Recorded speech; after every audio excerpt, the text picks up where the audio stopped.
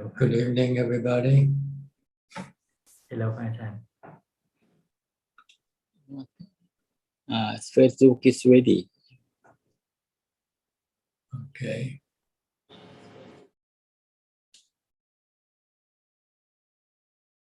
So our first member who entered the room is Felicia Chan from Malaysia. Please go ahead. Good evening, Vivian. Ajahn. Good evening, Ajahn. Good When I evening to meditate, you. I can see the mindfulness getting stronger, become no worse. Sometimes I can see the rise and fall of the feeling and thinking.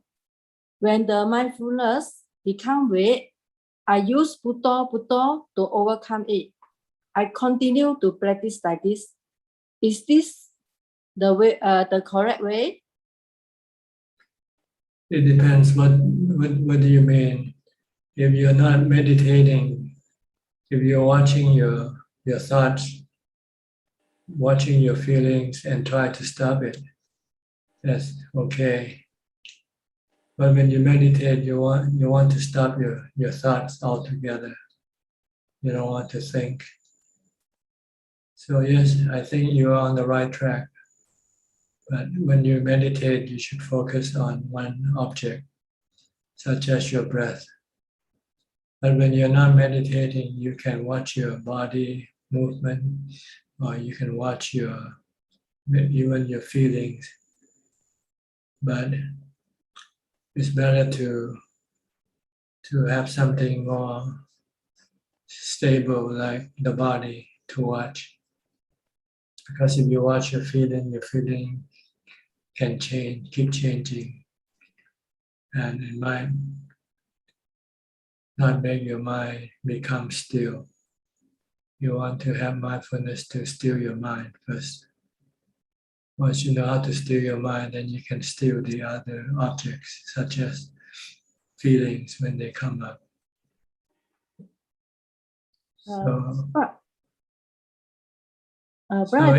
if you're not meditating, I recommend you using a mantra or keep watching your body movement.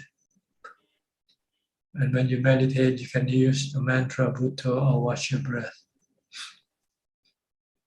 rather than watch other things.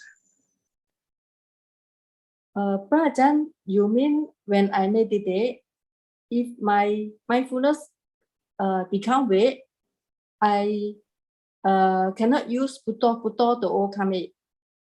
Yes, you can. If you're watching your breath and you feel that you can no longer watch your breath, and you want to use Bhutto to help you, you can do that. But don't look at other things like your feelings. Okay. All right. Just watch either your body or Bhutto. Okay. No need to see the feeling. No need to see the feelings or thoughts or anything. Just keep watching your breath. If you're sitting or using the mantra, and if you're not sitting, just keep watching your body. Whatever your body is doing, stay with your body all the time. Okay. I didn't go in and see the feeling and thinking, but I know the feeling and thinking appear. Disregard them, ignore them. Just pay attention to your breath. If you're watching your breath, just keep watching your breath. If you're watching your body, just keep watching your body. Okay. I just maintain the mindfulness, continue mindfulness like practice in the situation, right? Yes, until you can get your mind to become perfectly still in Jhana. And you want to get to that point and then master your ability to enter into Jhana at any time before you can go on the next step, that is Vipassana. Then you can observe your feelings, you can observe the changing nature of your body and so forth. But every time when I meditate, I feel very light, like the body in the very light flying in the sky, very peaceful, very mindful. I can feel my mind very still, very stable. Keep it for a long time. Try to make it stay still for a long time. Still for a long time. Yeah. Okay. Still practicing this point, right? Yes. Okay. Try to master this samadhi first. Try to be very proficient. Okay. Thank you. Okay. Prajan, like the 4 Lamakanta, is it the last the last one, the Vijnana consciousness, is it cannot be seen? Cannot be seen. No, your vijnana is the one who takes in the sensual objects, the sensual images, the image, sound, smell, taste, and tongue. This is the function of the vijnana. Okay. Prajan, may I know, is there anything else I should take note for my practice? Well, mainly you should be mindful to keep your mind in the present, not to let it go to think about the past or about the future. Try to stop your thinking as much as possible until you are capable of stopping your thoughts anytime you want to. Then you can then move to the next level, that is to study the nature of your body as being impermanent, as being no self in your body, as being causing you suffering if you attach to your body, so that you can then let go of your attachment to your body, so that when whatever happens to your body, you will not be having any suffering. Thank you. Prajan, can you explain to me what is 4 Jhana is Samadhi? The fourth jhana. Can Prajan explain to me what is 4 Jhana is Samadhi? 4 jhana. Is Samadhi. X samadhi. X. No.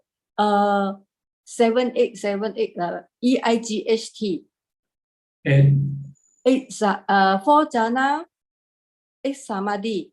8 samadhi. Well, samadhi has 8 levels called jhana. Jhana 1, 2, 3, 4, 5, 6, 7, 8.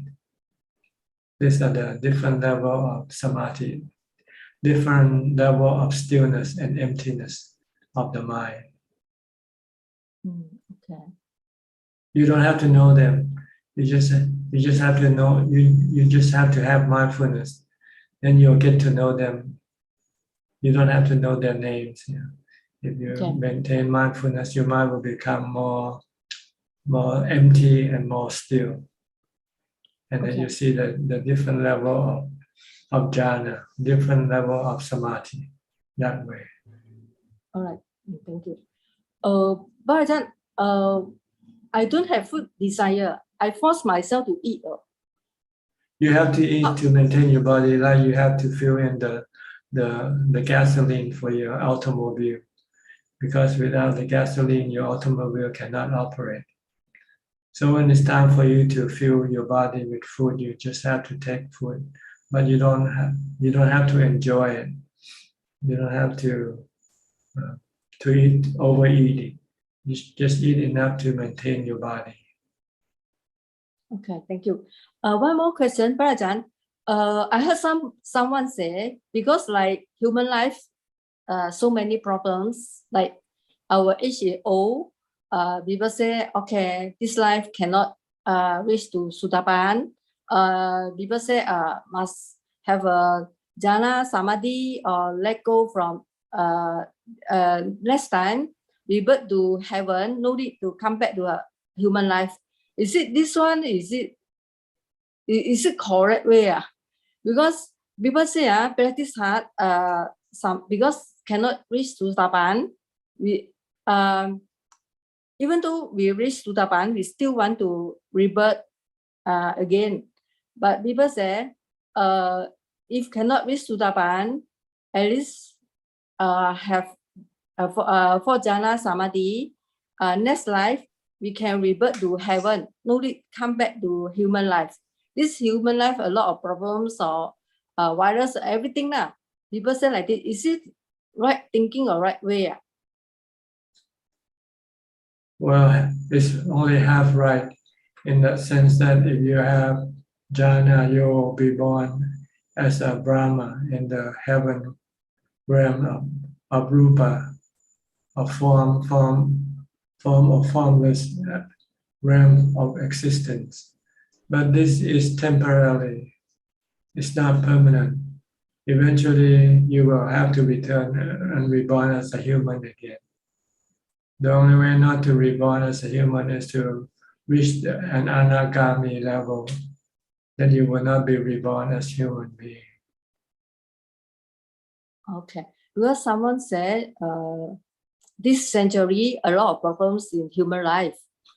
Must have a for Jhana Samadhi, rebirth to heaven, and then avoid these problems, everything lah. People say lah, but if go Brahma world, cannot meet Arahant.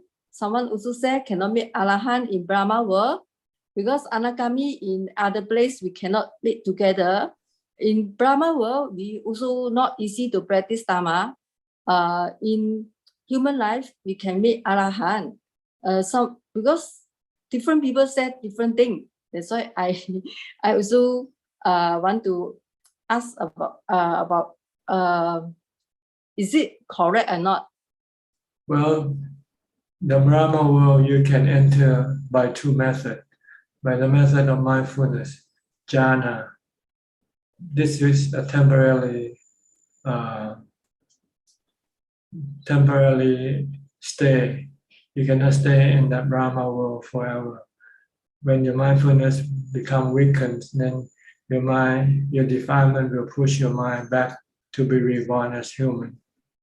But if you enter the Brahma world because of your attainment to the anagami level, then you will not return back as a human being, and you can continue on your vipassana practice to reach Arahant without having to have no other Arahant to teach you, because you know the way already. So you can do it yourself without having an Arahant. Once you become an anagami, it's almost automatic that you will become Arahant sooner or later. Like in Brahma world, next time past Buddha given Dhammatalk in human life, got the day my friend asked about this question, like angel or deva come down to listen Buddha Dhammatalk. Is it the angel or the deva from the Brahma world or from which heaven? From the lower level, lower than the Brahma world, called the Deva world, the central realm of central heaven. The Brahma world is essential, no sense, no sex, no desire, no sexual desire in the Brahma world. But in the world of the Devas, the heaven of the Devas, they still have sexual desire. So a different level of heaven. It's lower than the Brahma world. The Deva world is lower. And in the Brahma world, the Buddha can communicate. But in the Brahma world, the Buddha will not be able to communicate with those who enter the Brahma world.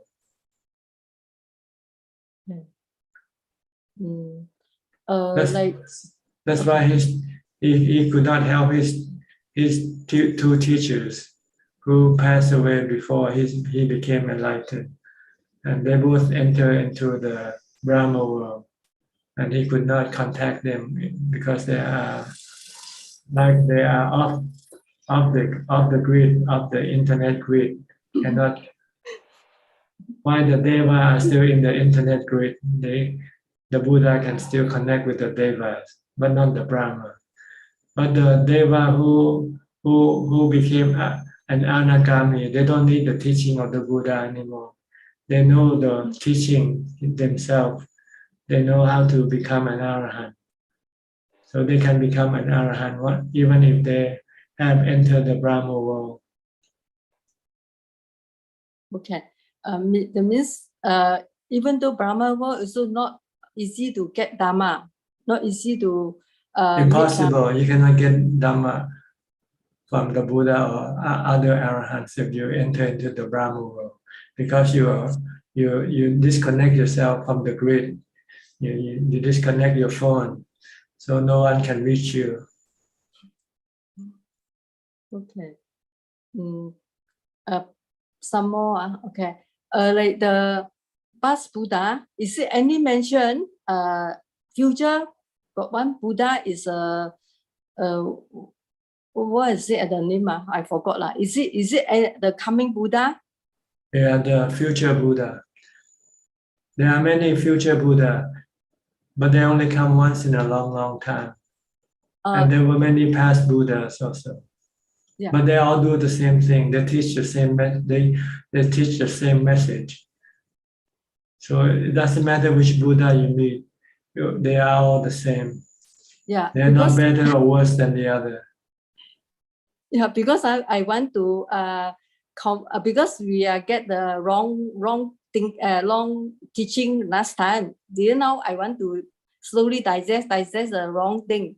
Last time we heard about Buddha mentioned that one Buddha in future coming, that Buddha, and then another Buddha also. And then sometimes we read the wrong book, we get the wrong information. That's why I lucky to meet Brother Ajahn Sujat. I want to make confirmation, and then is it the last time the wrong things? I want to throw all the rubbish. Okay. Brother Ajahn, I wish you long life, safe and healthy. I want to be a Sudaban because not easy to find a teacher. I still need Brother Ajah's guidance. You are almost there already. Just keep on practicing mindfulness for now. Okay, thank you. And try to get into Jhana. Once you get into Jhana, then you can go to the next level of Vipassana. Brother Ajahn, now what is my condition? Is it in Jhana? Is it for Jhana? Not yet, but you're having mindfulness, and you can maintain a certain level of calm, but not completely yet. You have to sit and really focus on your breath or on the mantra only until your mind can drop into samadhi completely. Is it the last time I heard Brother say about the Ubeka? Is it this what level about this? That's the samadhi level, the jhana, the fourth jhana level. The Samadhi for Jhana level. Yes. How we know we are in this level? Oh, you know, because like when you're full, when you eat, when you're full, you know when you're full, right? You don't have to ask me if you're full or not. All right. Thank you. Okay. Okay. Amrutana Prajan Sadhu. Okay, you're welcome. Really, from Indonesia. Good evening, Panachan. Today I don't have any questions. Thank you. No question. No. Okay. Mudita from Bangkok.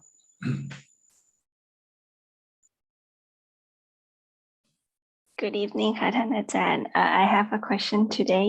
I would like to ask about the difference between Samma Titti and Samma Sankappa, and how do they connect to each other? Right view, Samma Titti is right view or right understanding. You can have right understanding and wrong understanding, right? Yeah. Sometimes I give you direction, you go here and then you turn right, but you have the wrong understanding. You thought I say you go here and you turn left, so that's okay. So you have to be have to understand what the Buddha mean when he say anicca, dukkha, anatta. Sometimes we say anicca is permanent instead of impermanent, right? Because when you see the body, you want it to become permanent, right? See, that's wrong view, wrong understanding. Right understanding is the body is temporary. It's gonna break down into the four elements one day, sooner or later. So this is wrong view. And next one, samma sankappo means right thinking or wrong thinking. Right. If you have right view, then you'll have right thinking. If you have the view that the body is temporary, then you'll keep thinking, I must not cling to my body. Because by clinging to my body, I will get dukkha. So this is right thinking. Okay. If you have wrong thinking, if you think your body is gonna last forever, then you'll keep clinging to your body. Right. And when you cling to your body, when something happens to your body, you will have dukkha. Okay. So right thinking follow right view, right understanding. And the way to get right view or right understanding is to study the teaching of the Buddha. Right. That's why you first need to study when you get to the point of vipassana. You can study parts of the Buddha teaching one at a time. If you're on the dana level, you learn how to give dana. If you're on the sila level, you learn how to keep the sila. When you're on the samadhi level, you learn how to maintain mindfulness and enter into samadhi. And once you get to the wisdom or vipassana level, then you learn how to develop wisdom. Right. But you need the Buddha's instruction so that you can do it properly and correctly. Right. Yeah. ท่านอาจารย์ค่ะ may I ask if samadhi or the right view is the most important one in the Eightfold Path or the first one that we should have, because if we have the right view, then we will have the right thinking, right speech, and right action. That's right. Everything follow right view. Okay. Wrong view, then everything follow wrong view. Right. Okay. ค่ะ When people say they don't believe in the Buddha, they don't think there is Nirvana, then there's no need to practice dana. There's no need to keep the precept. There's no need to practice meditation. Right. Because if you don't believe there's Nirvana, there's the end of cessation of suffering. So what's the point of doing all this thing for? Yes, true. That's why you first need to have right view. And the place to get right view is the Buddha, Dhamma, or Sangha. They will give you the right view. Right. But now the Buddha is not with us, so we have to rely on the Dhamma teaching, or the teaching of the noble disciple. And they will give you right view. Like Okay? coming here, like coming here, giving me the right view. I'm not sure if you're getting the right view or not here. I don't guarantee. Don't put me on the spot. Okay. Okay, ท่านอาจารย์ it's very very clear. Thank you so much ค่ะ Okay. สาธุ Next, Nanapat from Bangkok also. Good evening ค่ะท่านอาจารย์ no question just No listening question. Okay. Kwan Liman from Malaysia. Thank you for your donation, Kwan Liman. Welcome. Thank you for the opportunity to make a dana to Ajahn. Yeah, Ajahn, this Friday I'm going for a retreat in a monastery in Malaysia. So it's a self-practice retreat. Ajahn, can I please get some advice from Ajahn? What do I main thing to do on a self-practice retreat? Well, first of all, you want to not congregate with other practitioners. You want to stay alone as much as possible, except when you have to go do something together, like eating or cleaning or something like that. Even when you meet people, you should not talk if it's possible. Keep silent and do your work, do whatever you have to do, and being mindful all the time. And then when you're alone, keep maintaining or developing mindfulness by walking and sitting, doing these two parts, these two things, either walking or sitting. If you're not walking, you should be sitting. If you're not sitting, you should be walking. Unless when it's time for you to go to sleep, then you go to sleep. But you should only sleep for about 4 or 5 hours at the most. And then you should get up and do more walking and sitting meditation. Trying to do as little as possible other things.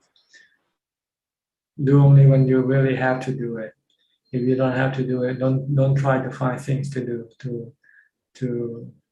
to pass the time. It's not worth it. It's much better to do walking or sitting meditation all the time.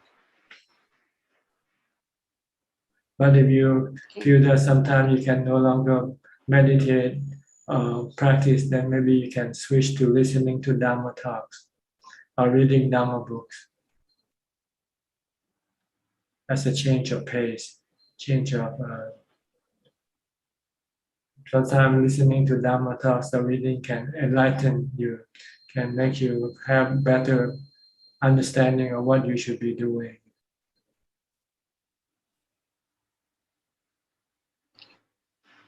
Thank you, Ajahn. How many days you're gonna be there? 3 weeks. Hopefully, I'll come back after Christmas if everything is okay. And you allowed to practice alone all this time? Yes. Maybe to join in some activities that they have, like chanting or morning that we have a group sitting last time. Yeah, and a very simple routine. Yeah. Try not to socialize. And Try to avoid socializing. not many people, because it's actually closed for public, but I asked permission to go. Okay, good. I hope you find peace and insight from your practice. Thank you, Ajahn. Okay.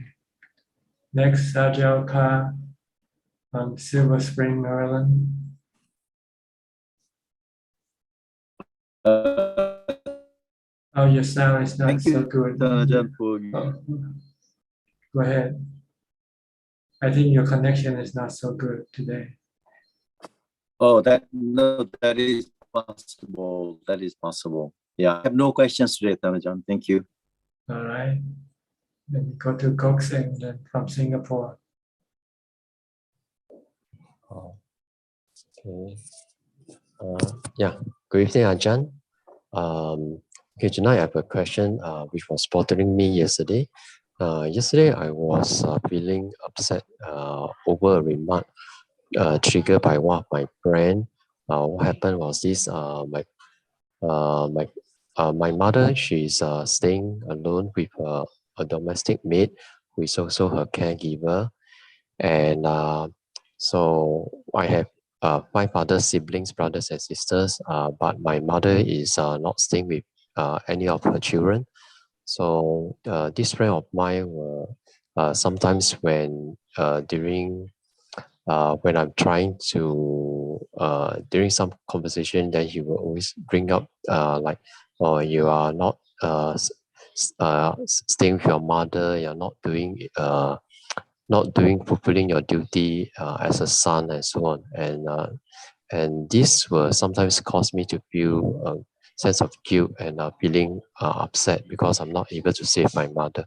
So I'd like to ask Ajahn, what should be the this feeling of this friend of mine? This is not the first time he says something to so-called trigger these feelings in me. So I just want to find out from Ajahn, what's your advice on this? Well, you have to look what she needs. If your mother needs you to be there, then you should be there.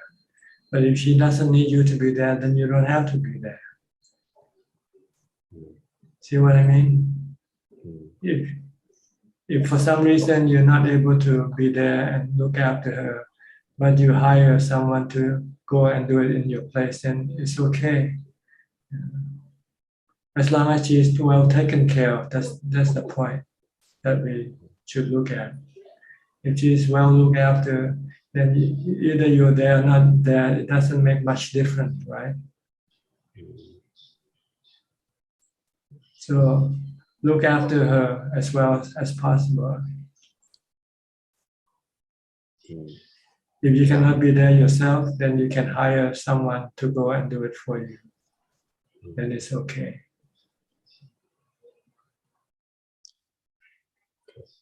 Like I never go look after my mother, but I always I communicate with her regularly and see to it that she's well taken care of. Whatever she needs, if she cannot get it for herself, I'll give it to her once. So the end point is she is well taken care of. That's all you want. Make sure that she's she doesn't lack anything that she needs.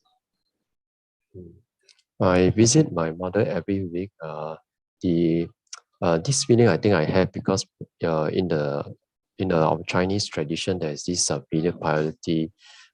So sometimes there's this guilt that we are supposed to stay with our parents and so forth. So sometimes I feel a bit guilty that my mother is not staying with me. Well, it depends on the conditions and the situations, whether it's possible or not to be together. If it's possible, yes. Yeah. But sometimes being together can be counterproductive sometimes. When you're near each other, you can get mad at each other easily. But when you are apart, you seem to be more loving to each other than when you're close to each other. So maybe it's good to keep a little distance. Then you feel love for each other more than you feel hate. But it doesn't really. I think that the question here is to whether she is well taken care of or not. That's the only thing that you should worry about. Yeah. Okay, then that's okay for the physical part. For the mental part, you might have to call her from time to time just to keep her to make you feel that she's not forgotten or something. Or from time to time, you might visit her or take her outside to go someplace to do something together.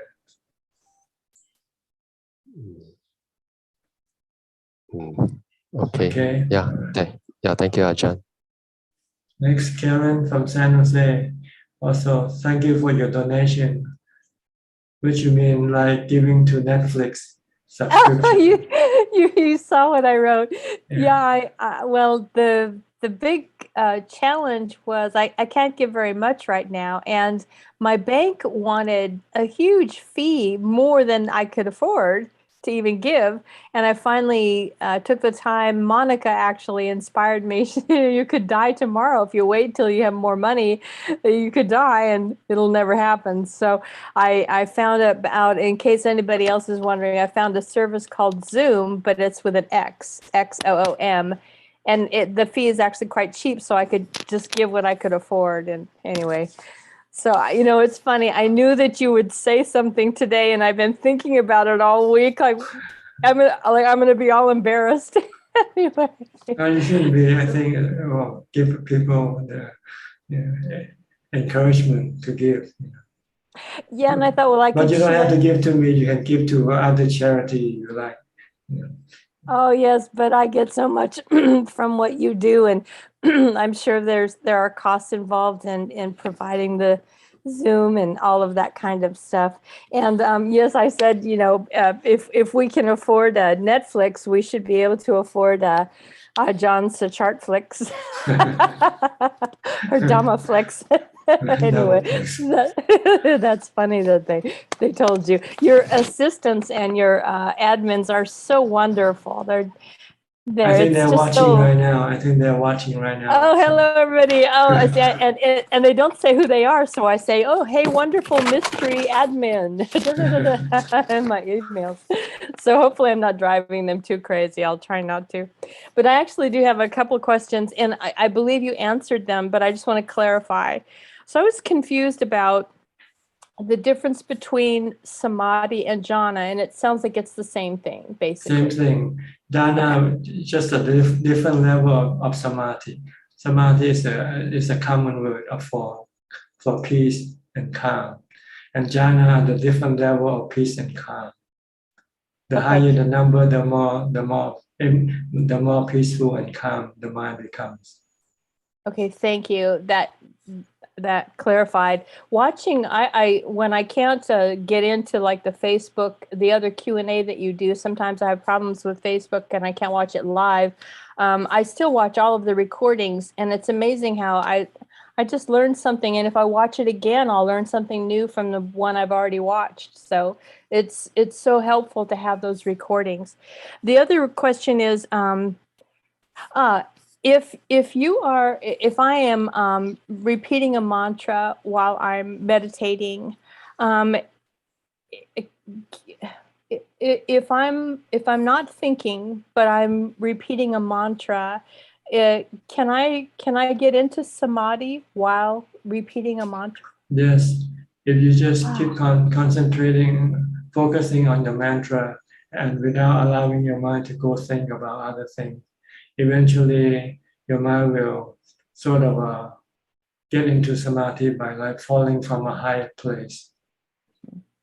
That actually happened to me this last week, and it was so nice. And then I thought, oh no, I got all excited. And then of course I came out of it like, oh my goodness, this is so cool. And then you lose it, right? Yeah, you lost your mindfulness.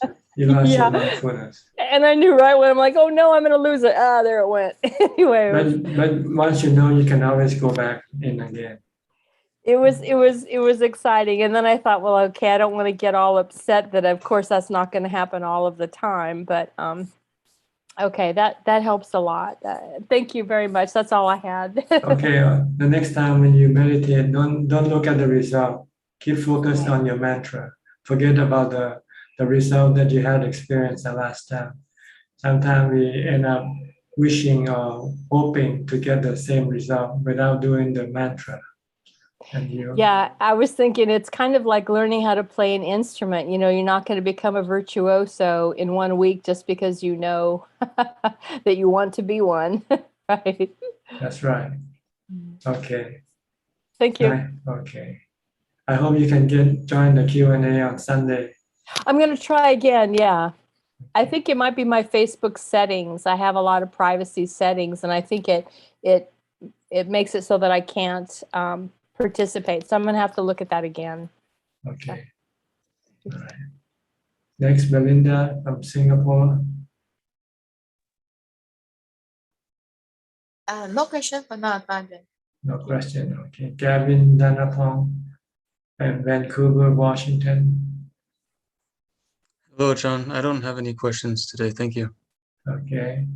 York Bay from New York.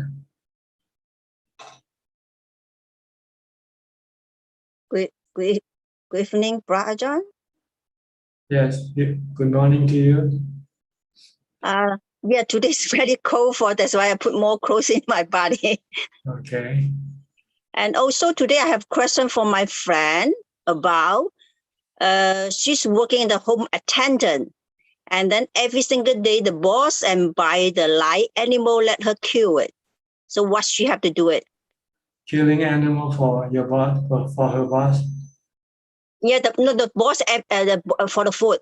They buy the animal, live animal, a chicken, and fish, everything. And then she has to kill the animal. Yeah. And what you want to know? No, any effect to her and any bad karma for the future? Yes, because she's gonna end up being the animal that she killed and be killed by some other human being. So what she have to do it as she don't want to kill for the animal? Just quit the job and look for other job. Nothing else? Okay. Or maybe ask the boss to do some other work instead. The work that tell her that she's a Buddhist and she cannot kill. Okay. This is a good idea too. Yeah. It's Okay. like when you're Muslim, you can tell them you don't eat pork, see. Yes, So a good thing to get. you can tell other people that you are Buddhist, so you cannot kill living beings, whether human or animals. Yes, it's good way, yeah. And next thing is, this comes so many virus, and I'm getting old because my friends worry about that. My co-workers also worry about that. What is your comment for us to know? To do what? No, I mean the so many this next Omicron or COVID and disease coming in the year. Just think this is normal thing for life, for our life. If we don't get killed by this, we will get killed by something else anyway. So there's no way out. We're all gonna end up getting sick by something and die by something anyway. The only thing we can do is to prepare ourselves for this thing when it happens. Then we will not be hurt. The body might be hurt, but the mind will not be hurt. If you accept the truth, accept that this will happen to your body one day, sooner or later. And the best way to accept is to meditate or to recite the mantra or do chanting when you feel bad. Okay. And also this time is I'm getting old, my age is 60. I'm still mentioned, and I'm doubt is 62 retired or 65 retired, and give me the advice and set the choice for me. I'm 74 now. I'm still working. Sorry? I am 74 now, and I'm still working. Oh, it's good. You are teaching the Dharma. It's very, very helpful for us too. I need to get long life and teaching us to get the Dharma in the heaven. So keep working if you can. Just keep working rather than being lazy, not doing anything. It can kill you, laziness. So if you can keep on working, just keep on working. Make yourself active. Especially your mind, you should be mindful all the time. Then you will have no Alzheimer. You will have no dementia if you have mindfulness. Because you will always know what you're doing, see, with mindfulness. So how can you forget if you have mindfulness? Thank you. Thank you so much for the teaching. Thank you. Okay, you're welcome. Philip and Adeline from Malaysia. Good evening, Tanajan. Good evening, Tanajan. I don't have any questions tonight. No. Felicia, Adeline, no question from you either. No. Okay. Thank you. Let me go to Forest Town. Forest, are you still in California or are you back in Massachusetts now? Hi, Ajahn. It's good to see you. I'm back in Boston. After being in California for a month, I spent 6 weeks at Temple Forest Monastery in New Hampshire, and I got back from there last week.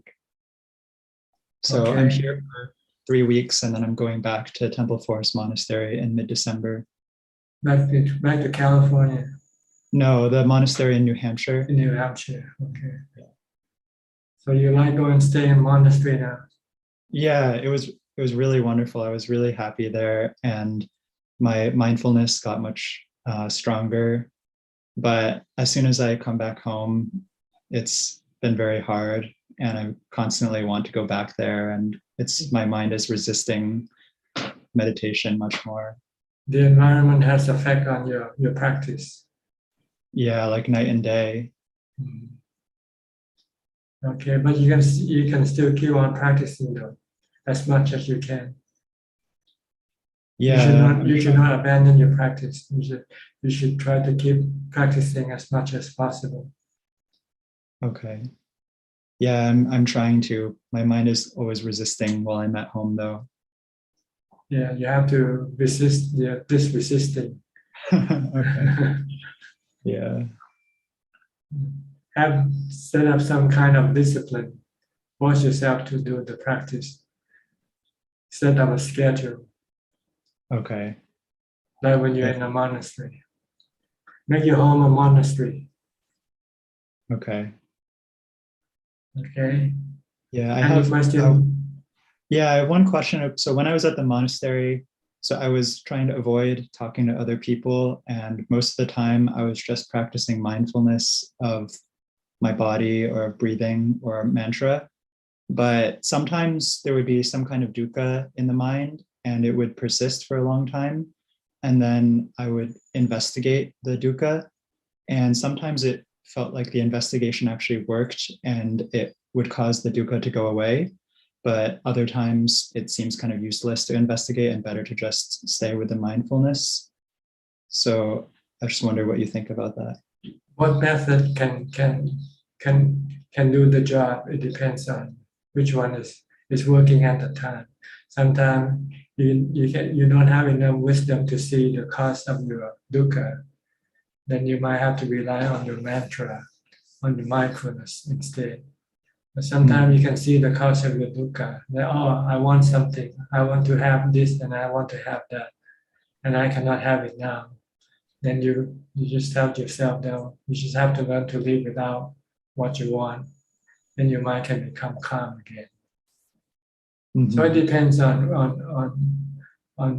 whichever method you can use. Sometimes you can use vipassana, you can investigate. Or sometimes you cannot investigate, then you just use mindfulness.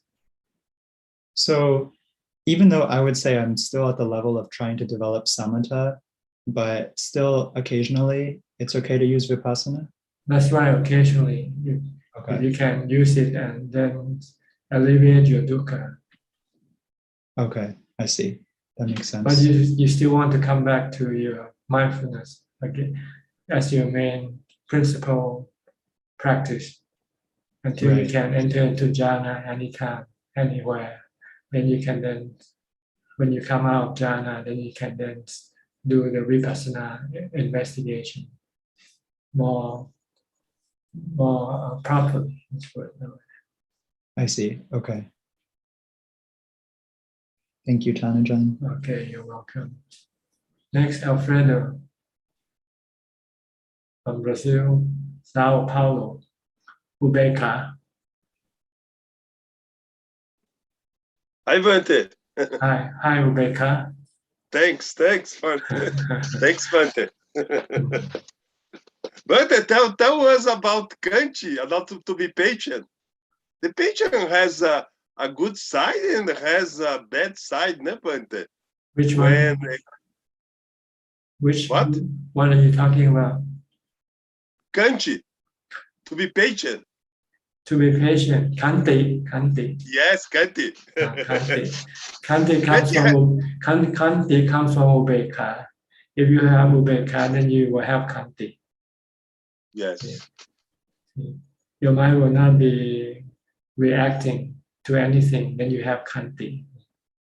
But if you have no ubeka, then you'll keep reacting to things. Yes. That means you're not patient. You don't have kanti. Yes. So kanti actually comes from ubeka. Yes. Come from you. If you have ubeka, you will have kanti. Yes. You will be patient with people, with things around you. You won't get mad at them or anything. Yes. But if you have no ubeka, then you will get you can get easily angry when they don't do what you want them to, what you want them to do for you. Yes. So try to practice mindfulness to get into ubeka. Yes. But this is a temporary ubeka with mindfulness. If you want to have permanent ubeka, then you have to have vipassana. You have to see everything as being natural phenomena. Everything is like the sun and rain and wind. You cannot do anything about it. They come and go as they like. Look at them as. Right. Look at them as anatta. Yes. Then you will always have ubeka. Because you know it's pointless to do anything to react to them in any way. They won't do what you want them they won't do what you want them to do for you anyway. Then you don't expect anything from them. Yes. Okay. Kanti is a summatory. That's the teachings, né, Buddha? Né, Bante?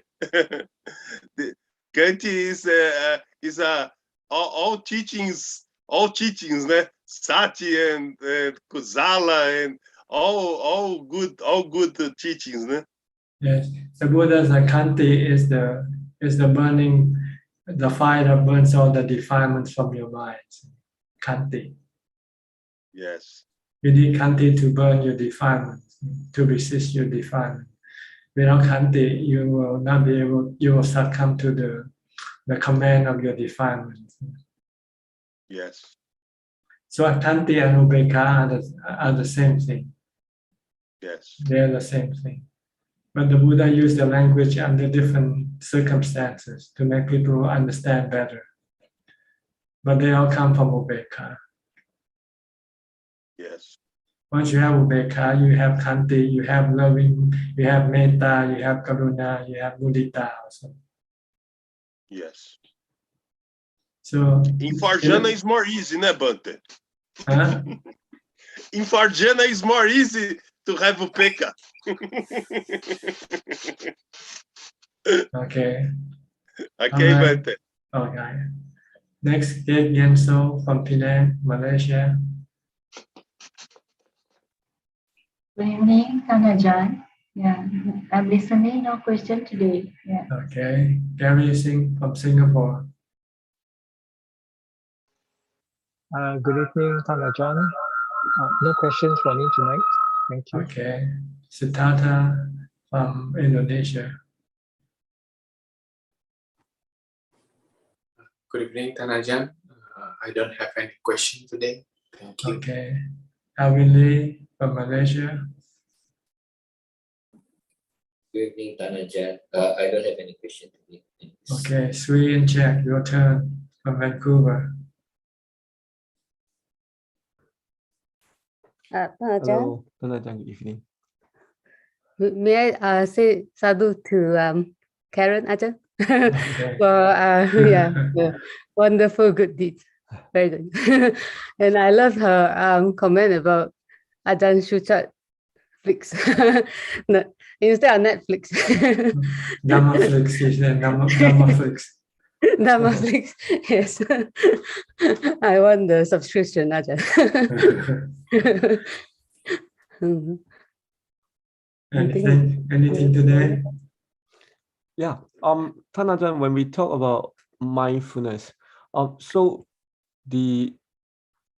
it's a mindfulness like we need to have the ability to stay like with the objects, either like breath or either mantra.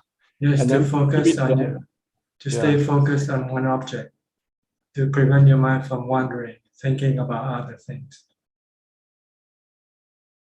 If you have no mindfulness, then your mind can just drift and dream, daydream, thinking about this and thinking about that. And this will not make it calm or peaceful. So you want to stop it from wandering. So the ability to stop it from wandering, like to bring our mind back to the present, like objects, that's also right. part of the mindfulness. That's right. If you can stay in the present, that it means you have mindfulness. Strong mindfulness, let's put it that way. If your mindfulness is not strong, then your mind can still pull away and go think about the past or think about the future. Think about that person or this person. Yeah, so during the meditation, I mean, we are fighting, right? Constantly fighting to bring our mind back. Right. To stop it from wandering, to stop it from going all around.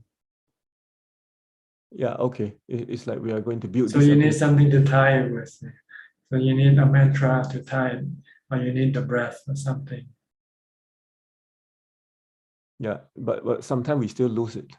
Like meanings like we still need to develop even more. Because you have little practice, you have to learn. You have to do more practice. Yeah. As the more practice you do, the stronger your mindfulness will become. and eventually it will stop the mind completely, and the mind can become still, peaceful, and happy.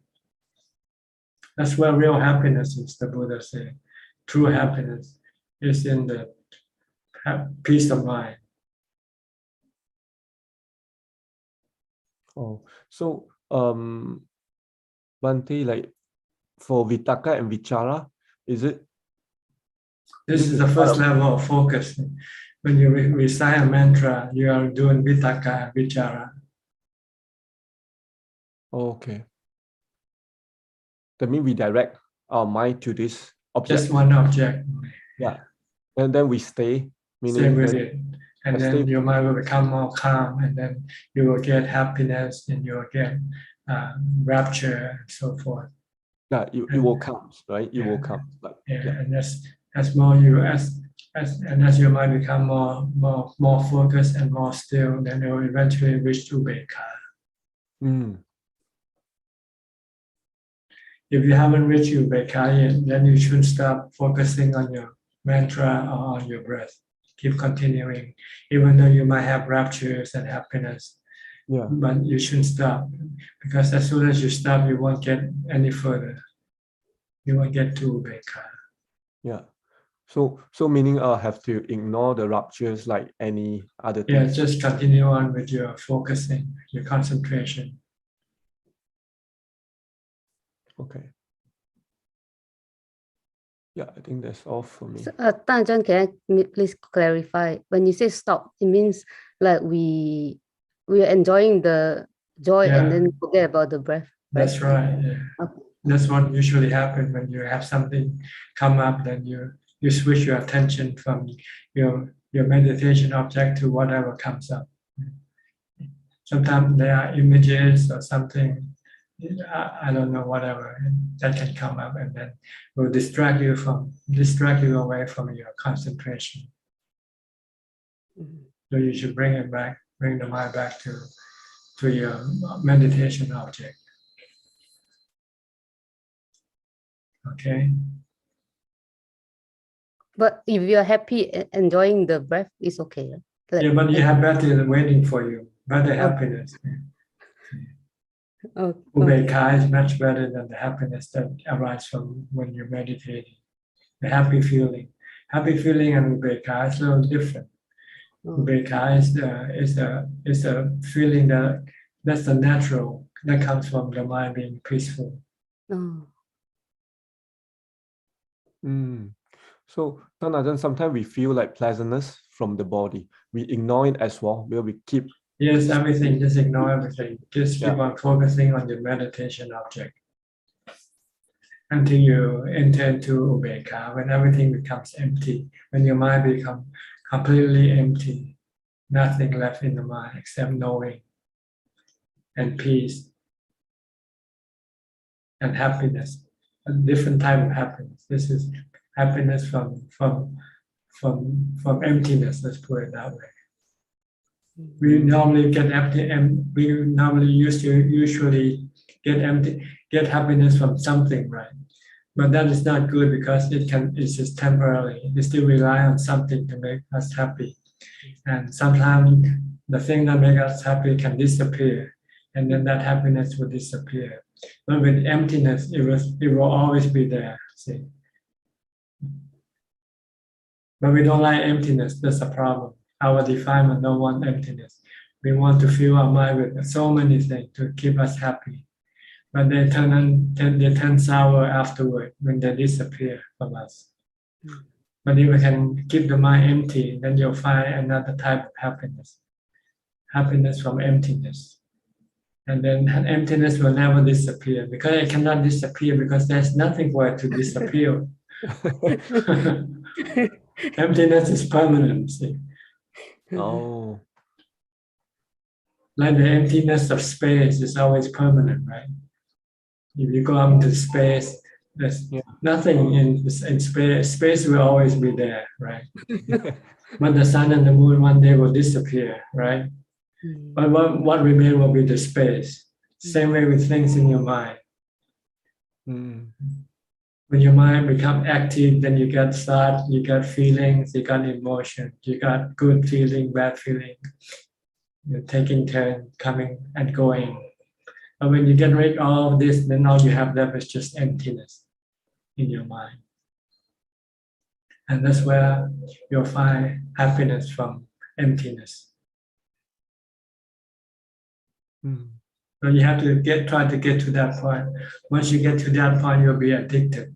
And this is good addiction, to be addicted to emptiness, because you don't have to go look for it. It's always there for you. But you keep running away from it. That's the problem. We don't like emptiness. We feel lonely when we're empty, right? But if you can stop your desire to run away from emptiness, then you'll find that being alone is not lonely. Being alone is happy. Okay? Yeah. Thank you, Ajahn. What you just say is so beautiful, Ajahn. Thank you. Jessica, where are you now? Back in the USA, or are you still in Thailand? I'm still in Thailand. Okay. Um, In Bangkok? yes, still in Bangkok, waiting to fly next month. Can you speak louder or Yes. closer? I'm waiting to fly next month, Thanajan. I see. Yes. You get all your papers ready? Not quite, not yet, Ajahn. Can you get back into your country? Whatever happens will happen, Thanajan. I cannot control the weather. I see. So, But you have your vaccination already. no, I'm planning to get vaccinated in America. I see. Okay. Yes. So I just have some questions for you today. So it's part of my experience that that had to do with my practice as well. So there was one day where I looked for myself, Thanajan. There was no one in the house. Oh, because it's just an imagination. Yes.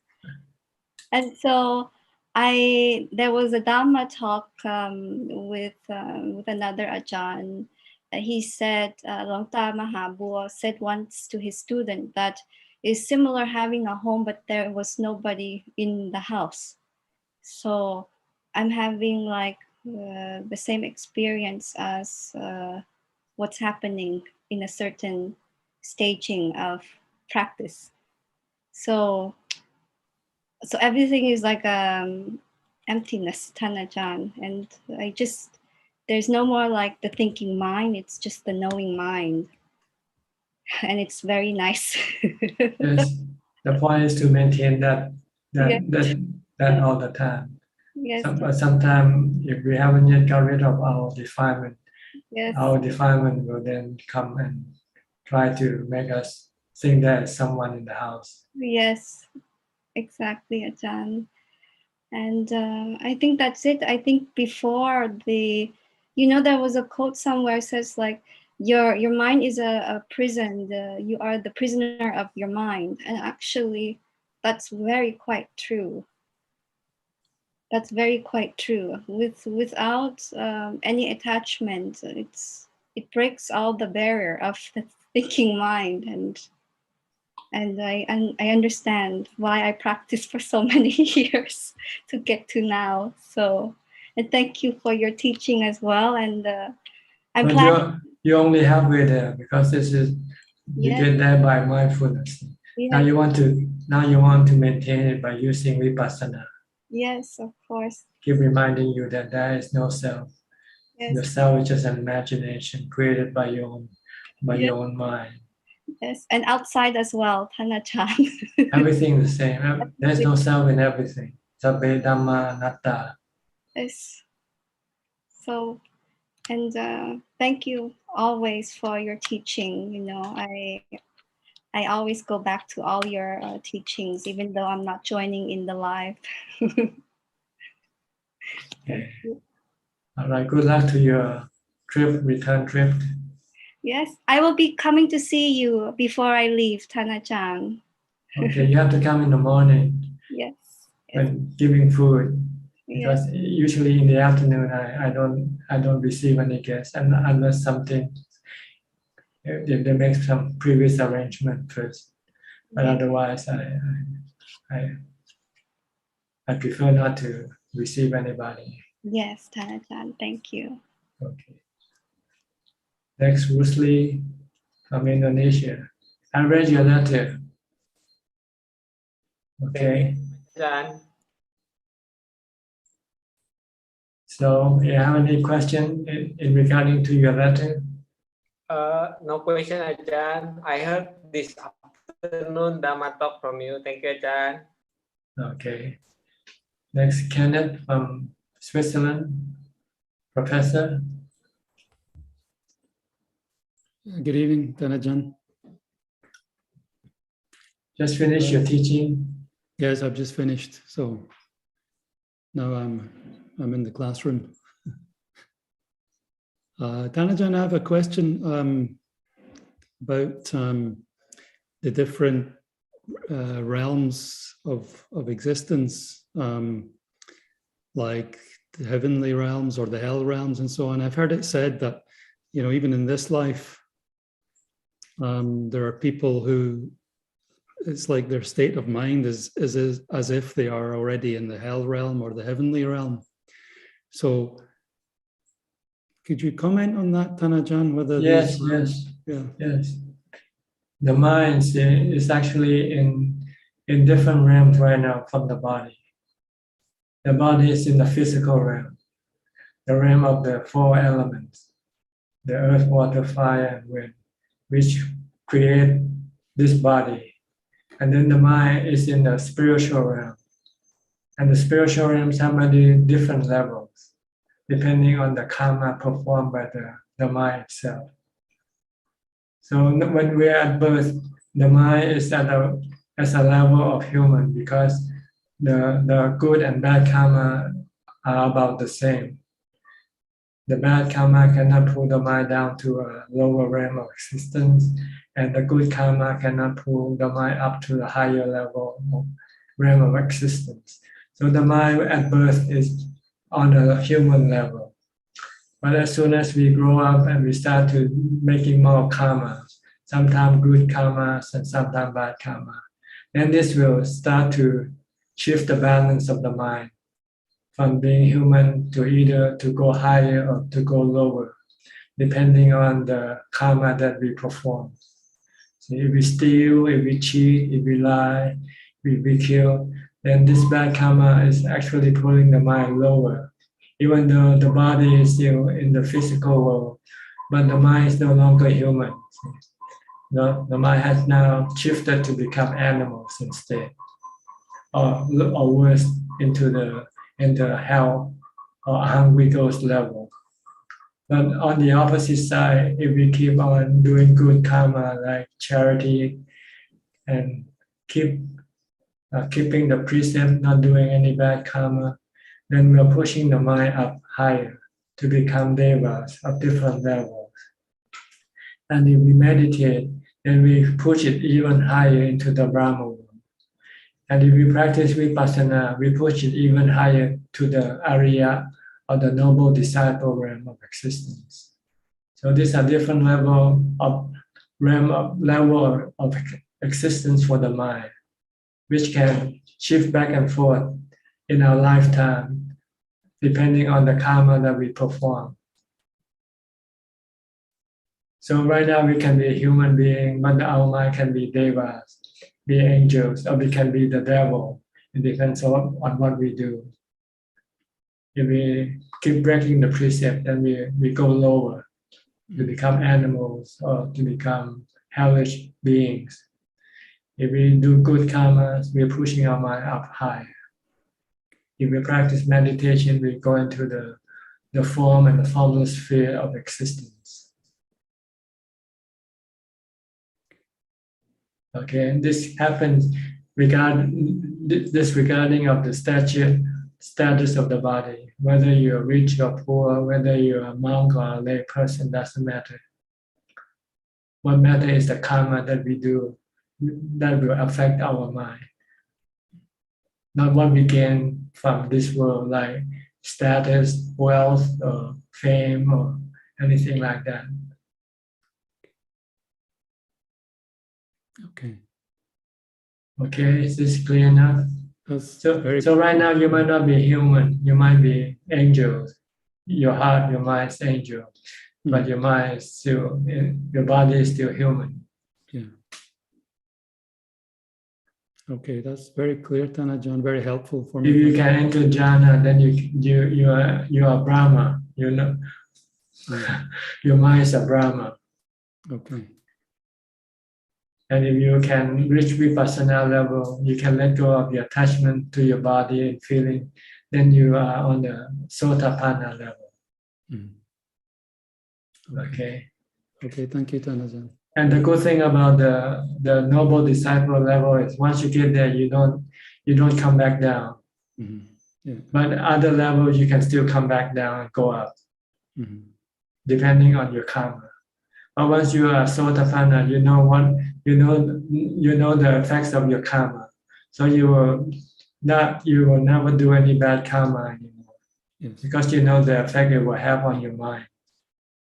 Okay. So you keep doing just good karma once you become a noble disciple. So you will never come back down lower. You will not come back lower. You'll keep going up until you reach Nirvana.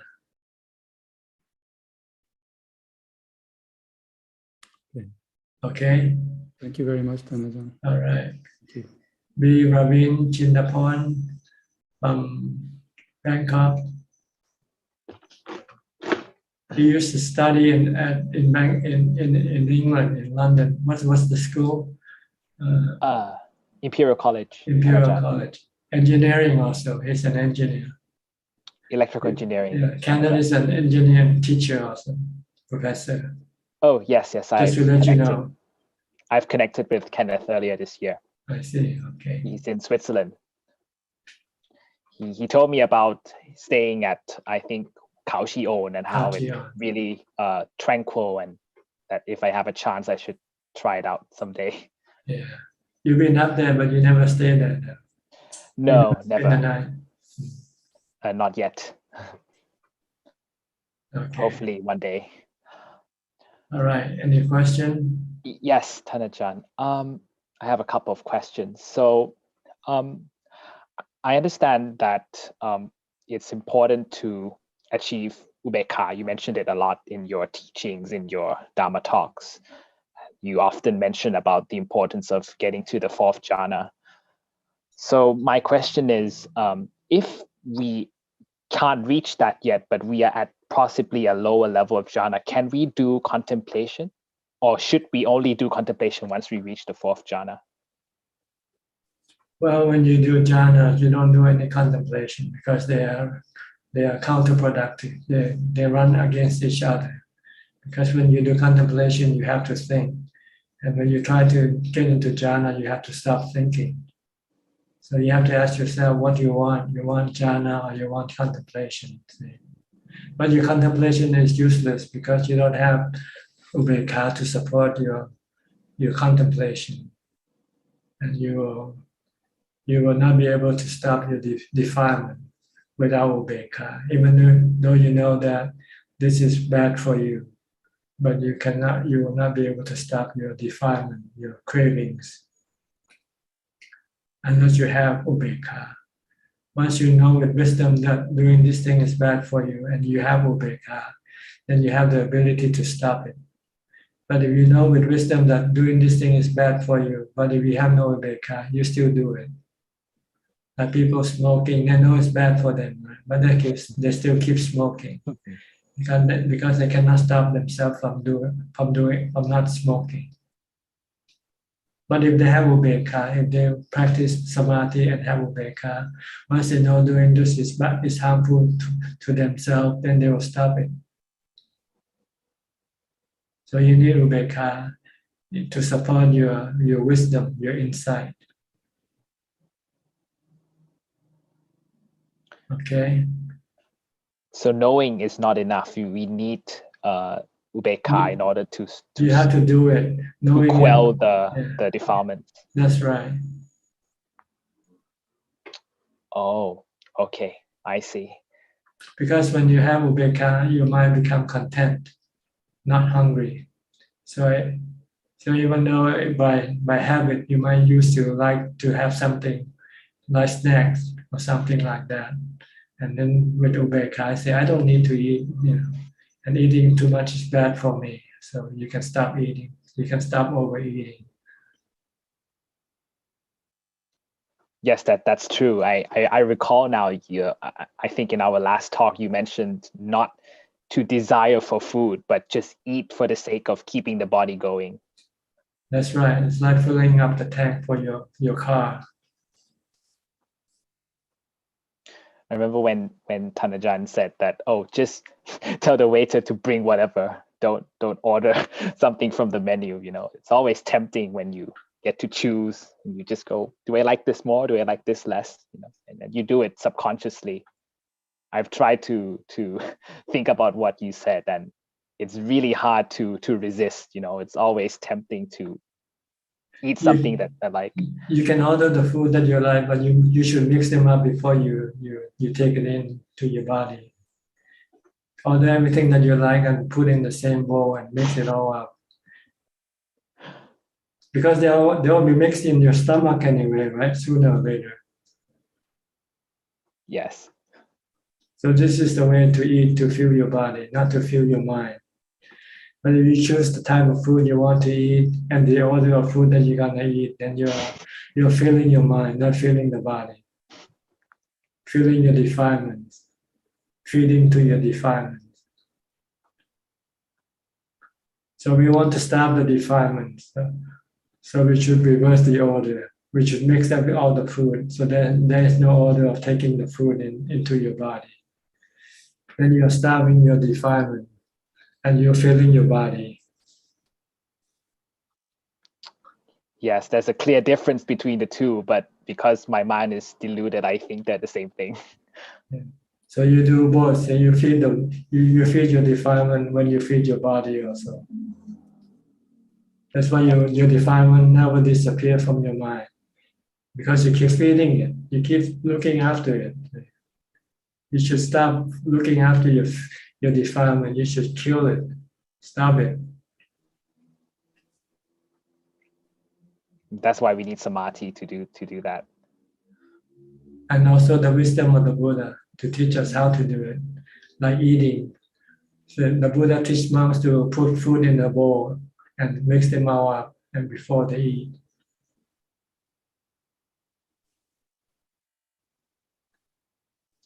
That's a really good analogy, Thanajan. Okay. Thank you. May I ask one more question? Sure. Yes. Regarding Thanajan's, regarding your teachings about contemplating aging, sickness, and death, when we do that, do we do all three at the same time, or we just do one at a time? Well, the purpose is just to remind us that this is going to happen to the body. However you do it, doesn't matter, as long as you don't forget that this will happen to your body. That's the purpose. That's the goal. Not to forget. We tend to forget because we get so involved doing other things. We forget that we'll get sick and die. So when there's something threatening the body, like the virus right now, we all get so excited. But if you keep reminding that your body will be attacked by sickness one day, then when things happen, you won't get excited. You know ahead of time already, if you don't forget. But we normally forget. So when we are attacked by sickness, then we become excited, become abnormal. When this is something very normal, getting sick, But we forget that we will get sick. We think we're going to be healthy all the time, right? So when we get sick, we become surprised. How can I get sick? That's because you forget to contemplate that sickness is natural for us. It comes naturally with the body.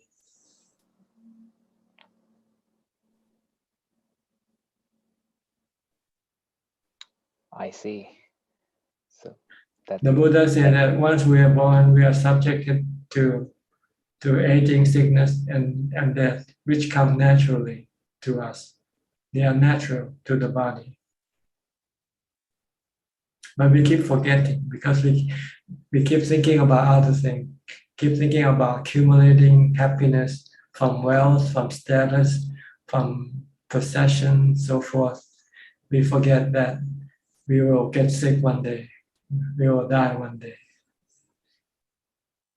So when we are close to it, then we become excited. Yeah. And this is what binds us to the cycle of rebirth. Yes. Is it? Because we keep going after things by using our body. We need to have the body to satisfy our sensual desire. But if we know that this body will not be able to support our sensual desire forever, then we might look for other alternative way of making us happy. And the alternative way is to meditate. Once you meditate and you get into jhana, then you have a different type of happiness. This kind of happiness doesn't rely on using the body to get us the happiness.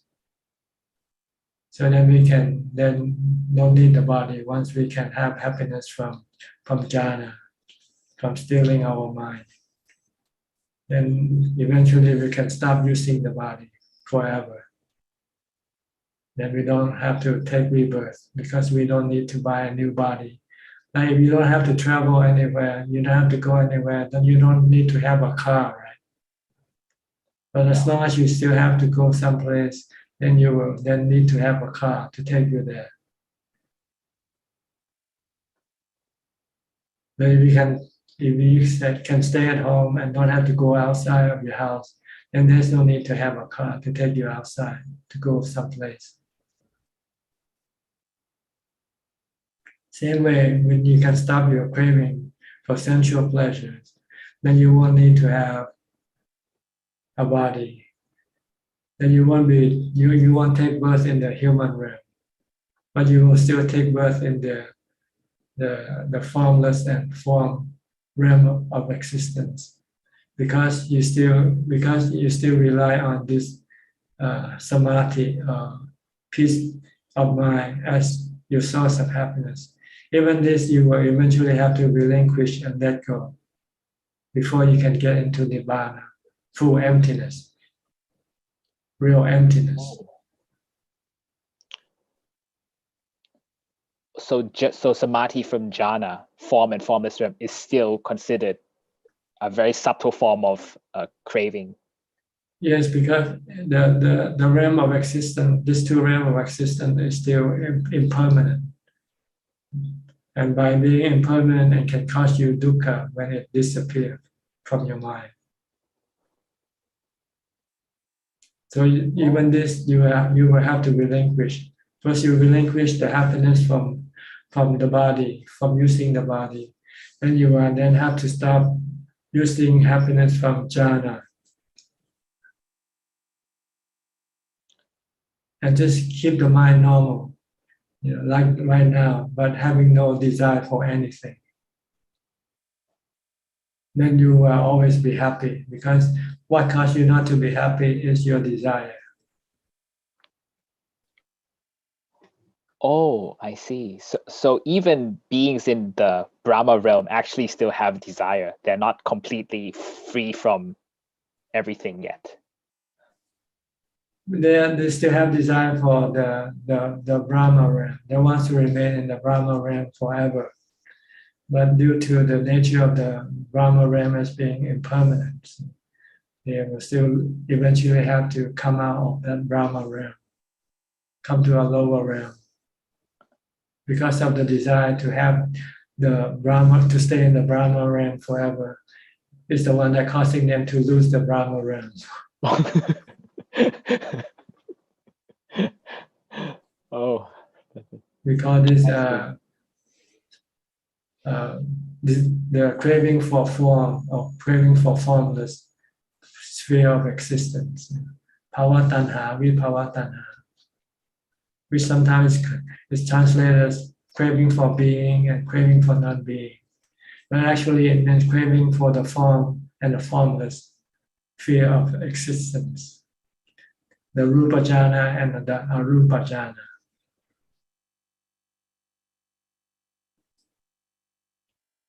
Okay. Okay. So Brahma realm is impermanent, but Sotapanna and the noble level of noble disciples are permanent. They are permanent, but they're not yet complete. You have to go until you get to the Arahant level, when you get complete emptiness, when you have completely relinquished everything, getting rid of all your cravings.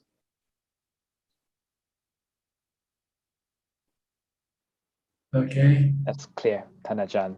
Thank you very much for your insight today. All right. Thank you. Next, Alexa Aruka from the Netherlands, Brazilian living in the Netherlands. In the Netherlands. Are you still consider yourself Brazilian, or you are Dutch now? I don't know anymore, teacher. That doesn't matter for me. Every time I try I get out from Facebook, then Facebook gave me a name like Alexa Rowe. He makes it out of nothing, and then you said when you first noticed it, you said that's a weird name. But it is like this with me. It's not so important anymore. You know, I really feel like that. I live in a land. My life, I always moved since I was born with my father. We lived in 23 houses, different. He worked in a bank, so he have to check those times was he have to inspect. He was inspector. I see. And so I learned always traveling and never stop it. So and so I lost identity in that sense. So I once told the teacher, she tried to classify, and was a psychology in art, was in my mastery in Brazil. And then she tried to classify the artists. Artists are crazy, artists are this, artists are that. So she gave a list to us. And then I said, sorry, if it is artist that, so it doesn't exist. And I find it fantastic, because for sure she knew something about Buddha saying the non-self.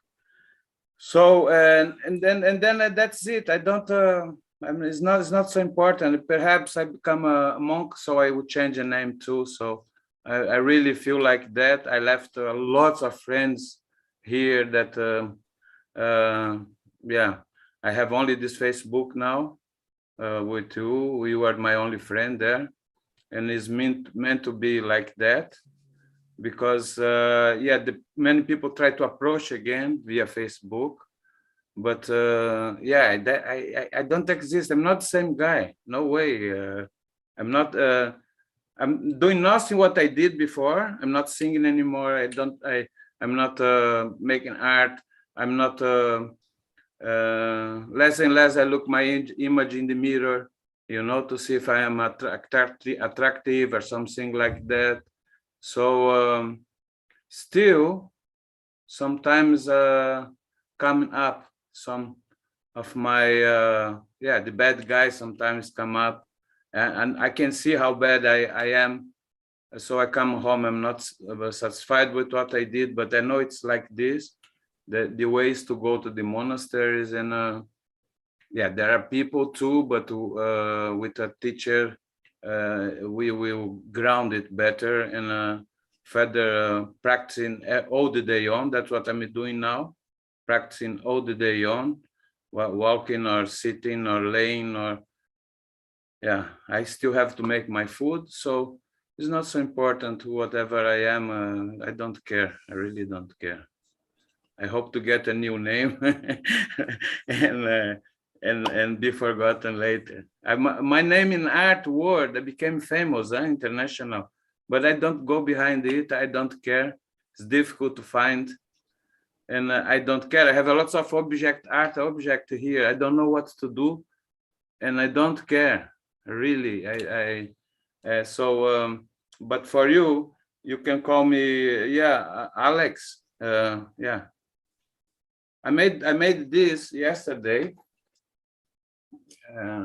The skeleton behind you?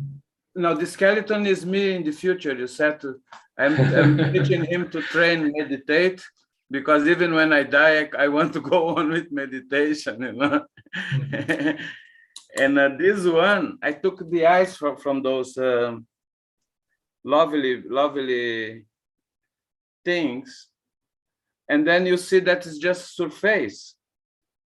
You see? It's just like a mask. Huh? Yeah, it's just because we see everything we see, we form inside our minds. So it's only about light. You have the aspect of the sound also, the vijnanas, but the light, it forms inside the concept we create. But it's just a surface, like a painting. When I paint and I paint, if I paint a pipe, that it's not a pipe. I cannot use that to smoke. It's just an image of a pipe, right? Mm-hmm. So it is. We have to stay in the surface. I think it can help us to understand that it's happened at the same time, outside, inside, but actually the picture is inside our mind. And so when I took the eyes out from the pictures, it took the character, and it's just a leaf. How say? It's a surface. It's just like a two-dimensional. It's no consistent. It lose because we add the character to it. Then we add personality, and then we think it exists. But if you merely see the reflection of it, if I take the eyes of my eyes out from a picture, there is only there is no personality anymore, and so I can forget about myself easier. You see, I don't know if it is going to, because we was talking about the emptiness is always there. It's true. When I see my hands, I only can see because the emptiness is here. You see. Otherwise, I cannot see. So the emptiness is always there, but we never pay attention on it. You see? So it's just a matter of construct the knowledge, how to watch it, how to, and often, yeah, with art, we do by practicing, making objects a lot, constructing the image. And then, and by meditation is to deconstruction. But art also our days is conceptual, to deconstruct, to understand what's going on. But Buddha is also deconstruction. He deconstructed the world, and that's what I love the mostly in. And the most powerful thing of him was to deconstruct the world, destroy the world. You know, he was desiccation it like part by part, you know, to look what was inside and go on, scientists. And yeah, that is the more I do it, like I'm busy with the for Satipatthana, I'm back to it. And well, when I note there is the mind and it start to look to the breathing, you know, then that's the gap that I have to focus to the mind and just note that the body is breathing. Then you can put it apart. I still didn't get back to the jhana, but because I didn't invest so much time, and I'm doing again to it. So, but now I'm in this stage now that I can observe constantly the breathing, and but I still the breathing doesn't disappear because I'm trying to stay in the mind. without losing the breathing, because it has, what I understood, it was disappearing from itself. Is that correctly? Is that correct? You should be just an observer, and just to see that everything that you observe is impermanent.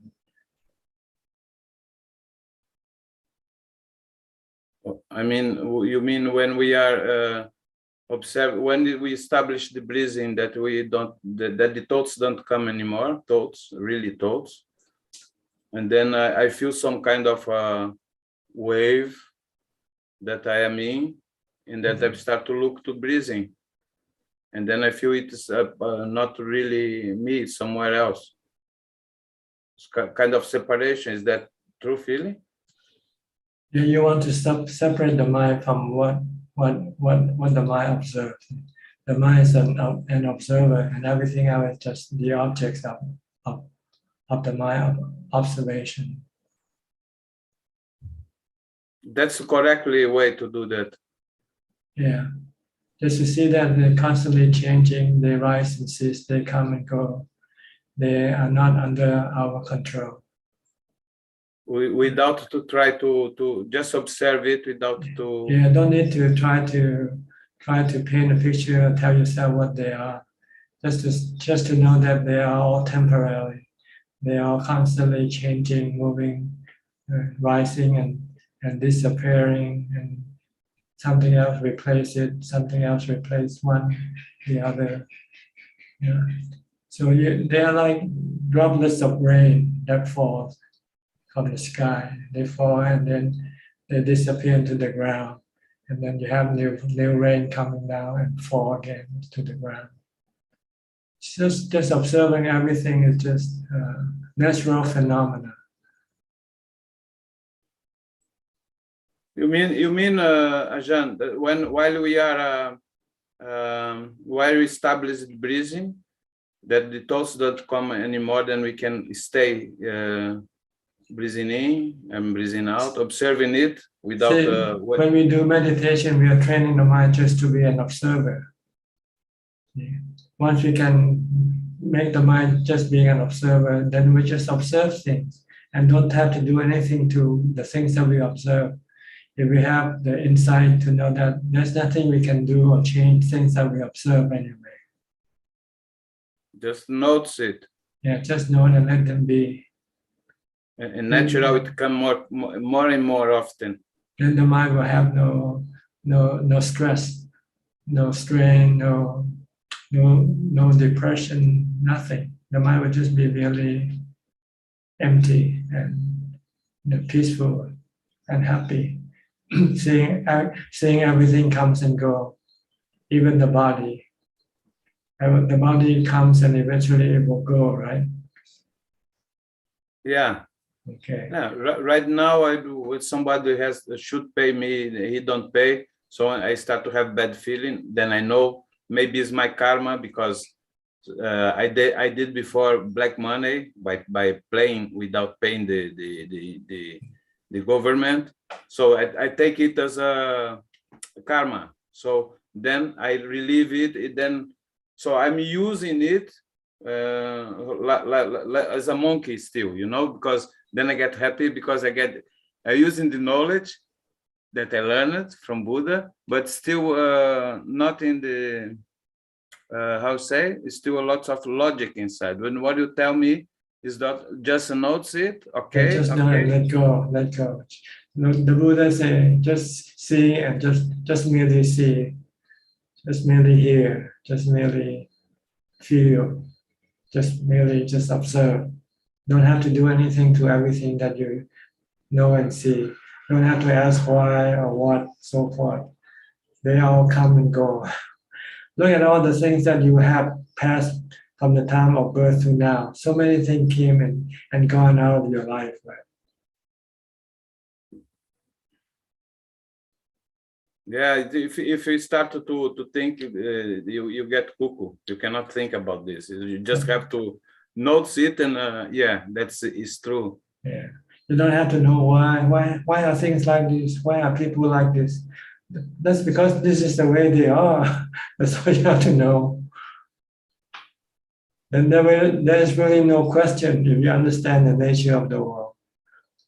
But if you don't understand the nature of the world, we'll keep asking, how come it's like this? How come it's not like that? That's because it's the way it is. Yeah. By the way, Ajahn, you started to post more videos from before. I told you I follow you 8 years already, but you start to post some, to place some in the Facebook. It's fantastic. I'm following them, and I'm watching this a lot. It makes me calm. Not only this, it look like it have timing with what I'm doing, and it's perfect. And yes, as that's all what I do. You know, when I'm not meditating, I'm watching Dhamma, or I'm eating. But also, when the more I meditate, the less I like to eat, or I enjoy food, because I know it's gonna bring me. It used to bring me trouble. I already start to control it, because But it's amazing the power what changed in my life. All the things I used to use before, I don't use it anymore. I live alone, and I feel satisfied and happy. And problems like I told you, my brother died, another have cancer and this and that. It don't touch me. So it's so amazing the difference that. Yeah, it's like you said, it's better just to go ahead and go to the next stage, and by keeping the mindfulness by doing every day, all day on, to do it for 1, 2, 3, 4 weeks until get into jhanas, and then go on. The goal is just to keep our minds still and not reacting. Then the mind will be safe and stable and happy. As soon as you react, then your mind become disturbed, agitated. You have to be alone, teacher. When you're first starting, you have to be alone. But once you know how to tame your mind, then you can be anywhere with anybody. Yeah, it is, because otherwise I get sad. I react, let's say 20 times, okay, because I have to sometimes to go out for something. But once I do something that I don't like, so then I know already it's time to gonna live somewhere else where I can practice it in a properly territory, you know. So I told you that I'm organizing to go to Thailand, but without hurry. So buying the ticket and organizing. I find somebody who is helping me to take away my things, and I have also a boat. I told you I tried to go I bought a boat to meditate, to get rid from my neighbor. I bought a new problem, but now I solved it. So this year was without to talk. I was busy with or half year more or less with this boat, but I find a good place for him now, and so therefore I'm back to my rhythm of meditation. Boat will be there for 6 months or more, so I don't need to think about it. But that will be the time I plan to because when we don't have problems more, and we don't understand, the tendency is to create problems. You know, the mind will. That's what I noticed. I have had fantastic time, and after this I was very agitated because something changed my structure here. Now I get it back. And then I decided that the only thing I want to do is to prepare to leave Holland, and my direction is Thailand. Okay. I think I have to go to the next person now. Yeah, for sure. Thank you for your attention. Thank you very nice much. Talking to you. I hope you reach your goal soon. I hope so too. All right. I'll let you know. Margareta from Indonesia. Margareta. Hello, Ajahn. You have any question? I don't have really any question today because No lately question. the work is so busy. So I've been so tired and lazy to practice. I only do my morning chanting, but that's it. So I think maybe by joining the room again, I can get some encouragement to start my practice again. Okay. Try to do more if you can. Yeah. Okay. I will. At least don't give up. Don't stop. Even if you can only do just chanting, it's better than not doing at all. Yeah, I try at least doing once a day. Okay. Okay. Thank you, Ajahn. Okay, then let me go to Julia. Hi, Julia. Haven't seen you for a while. From Colorado, huh? Oh, Ajahn, thank you. Thank you for remembering. Um, are you well? Yes, I'm okay. Okay. Looks like you have snow, huh? It's in the back. Yeah, a little bit. Yeah, snow. I used to love snow and I used to love mountains, and I'm in a cabin and I've been doing a lot of retreat and meditating, and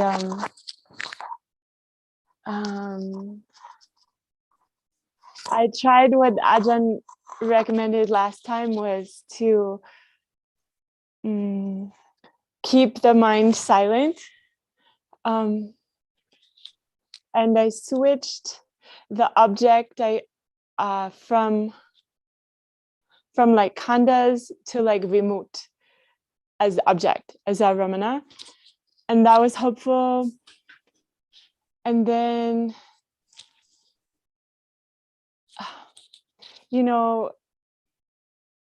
I'm eating like Ajahn said, it's all Mixed up in a bowl. But I want Ajahn teaching, but I don't know the best question. Right now, things feel fine, but maybe the mind is a little bit concentrated. So I feel like I need to wait until the concentration goes so that I can see which places have the stability and which places are dependent on causes and conditions.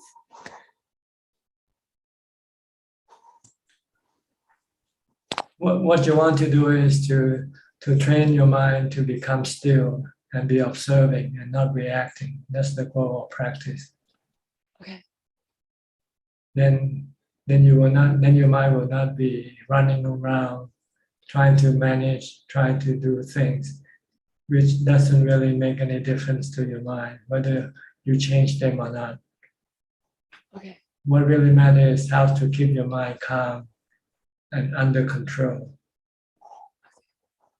So you need to do a lot of mindfulness, but in order to be able to control your mind, to always remain calm and not reacting. Okay. And then try to study the nature of things that the mind comes into contact with. That they are like that. They have been like that long time ago, and they'll be like that after you die. You're not going to change anything in this world. This is the way the world is. Constantly changing, constantly always, being whatever they are. They are causes that cause them to be. They themselves are causes, and they're causing something else, and then this is what's causing them to be like the way they are right now. So it's not for us to come and change the world. It's for us to come and change our mind, to stop it from reacting, just to become an observer. Like the Buddha said, just merely see. When you see something, just merely see. When you hear something, just merely hear. Don't have any desire or any aversion for them. Don't have any attraction or aversion for them. Just be merely like a camera. A camera take a photo and without any prejudice, right? So that's what the mind should be, without any prejudice, without any like or dislike. And you can only do this when the mind becomes calm and still, and having upekkha. So this is what we want to build up in the mind, is upekkha. Once the mind has upekkha, then the mind will be peaceful and calm and happy all the time, without having to have anything to make it happy.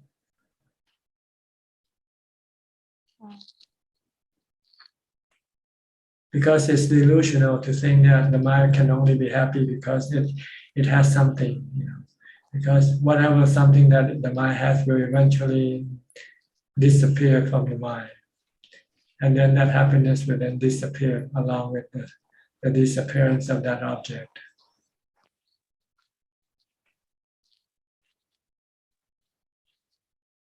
Thank you, Ajahn. So keep practicing mindfulness, meditate, and get into jhana as much as possible.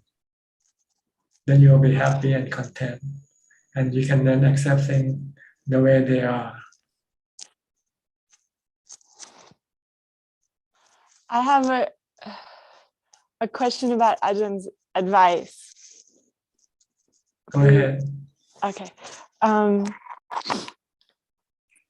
In my experience, there are different kinds of upekkha.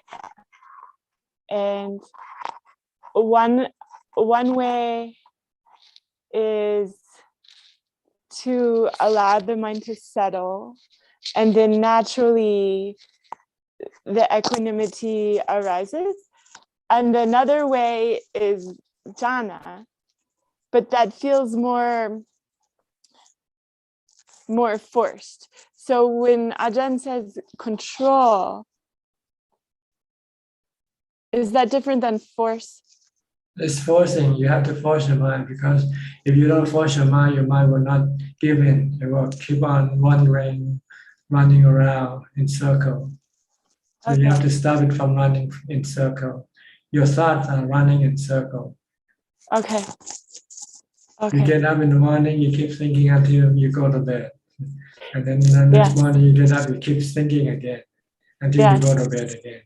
And you never find what you want. You never find happiness from letting the mind wandering around.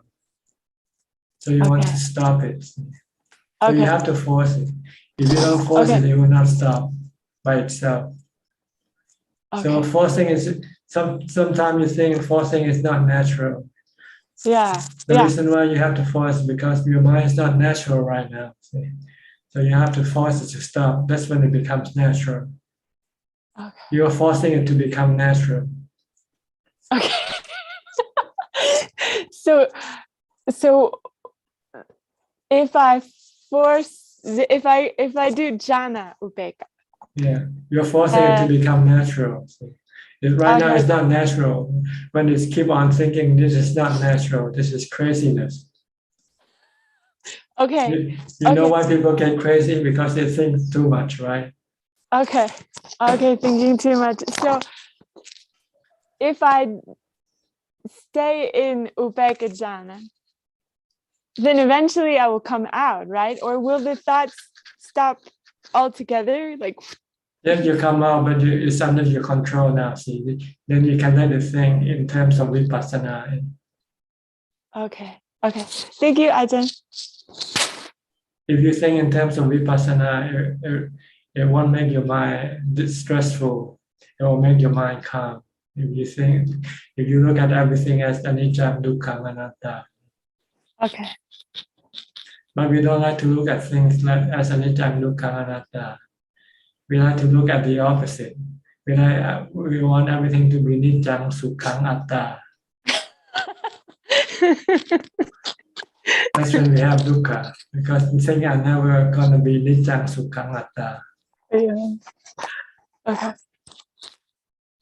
Understand the difference between anicca, dukkha, anatta and niccang, sukhang, atta. They are the opposite of each other. Niccang, sukhang, atta is delusional. Anicca, dukkha, anatta is is truth, is wisdom. Yes. Okay. If you cannot force your mind to stop, then you cannot stop it from thinking about nijjang sukhang atta. If you can stop the mind, and then you can then force it to think of things in terms of anicca, dukkha, anatta. Okay. Okay. All right. I'll try. Try to stop it first. Okay. It's like taking a U-turn. Our mind is going in the wrong direction. So you want to stop it. Then you take a U-turn and go back the other direction. Okay. Thank you. Okay. I think who's next? Sulan from Singapore. Always last and always in the last. Yeah, thank you, Ajahn. Yeah, sorry, I always late. Yeah, I have some questions. Can you speak a bit louder? Can you hear me? Okay. Yeah.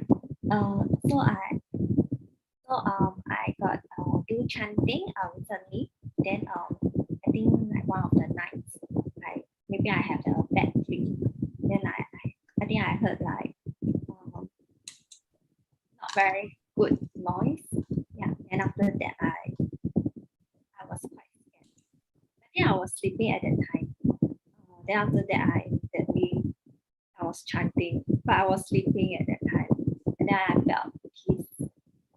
Yeah, I wasn't scared the moment I started chanting. So yeah, I felt that chanting is good.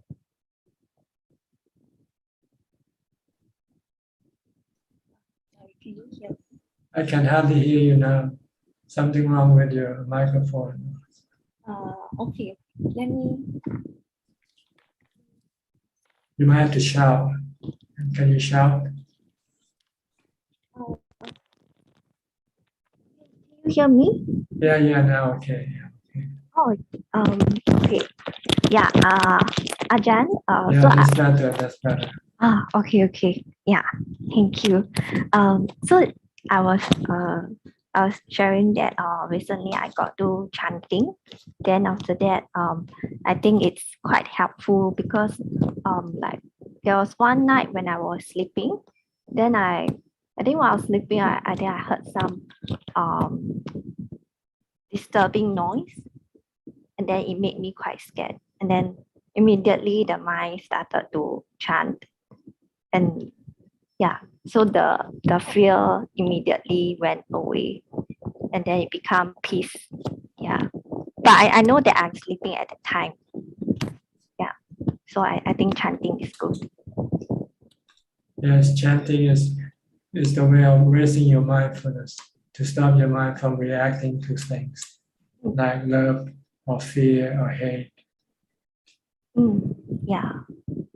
And yeah, I think I'm having like bad dreams because I think my mind is quite low. A lot of defilements. Yeah. You're getting somewhere now. Now you can see the benefit of chanting, right? Before you might be doubtful, what is the purpose of chanting? Now you know. If you're fearful, just keep on chanting and then your fear will disappear. Yeah. The fear just disappeared. So it's very powerful. Okay. You can use mantra also. You can use Bhutto, Bhutto, Bhutto or chanting. Yeah. This will pull your mind away from the object of fear. Once you don't think about the thing that caused you fear, then your fear will disappear. Yeah, that's true. Then I think in workplace I also have some fear, like I scared of like speaking out. Yeah.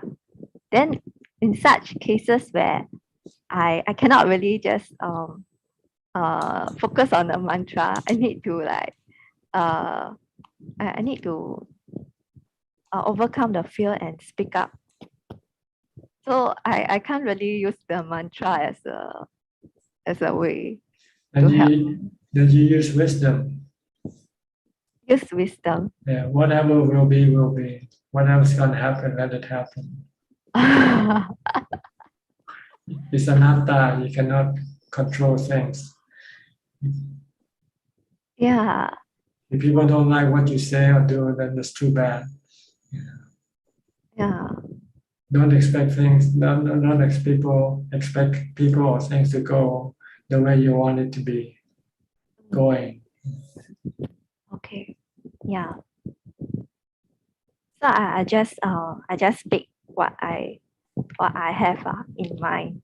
Yeah, as long as you know it's right, it's good, it's not harmful to other people, then it's okay. Okay. Yeah. Then I think recently I also been contemplating about just bearing with the conditions, whatever conditions in my life, whatever it is, so it is. But I still find it very tough. That's because you're still resisting. See? If you're fully accepting it, then it's not tough.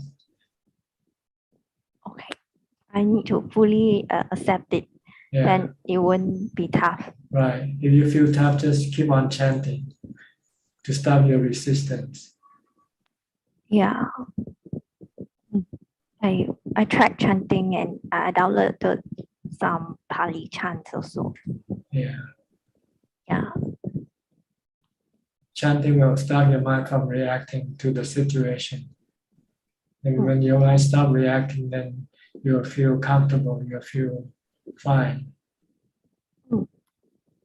Yeah. I feel fine when I start chanting. Okay, once you feel fine, then you don't need to chant. But as soon as you don't feel fine, then you have to start chanting again. Okay. Like then how do I overcome ill will and resentment if any such feelings arise? Same way, keep on chanting. Keep on chanting. Then you'll stop, you will stop. But this is a temporary measure.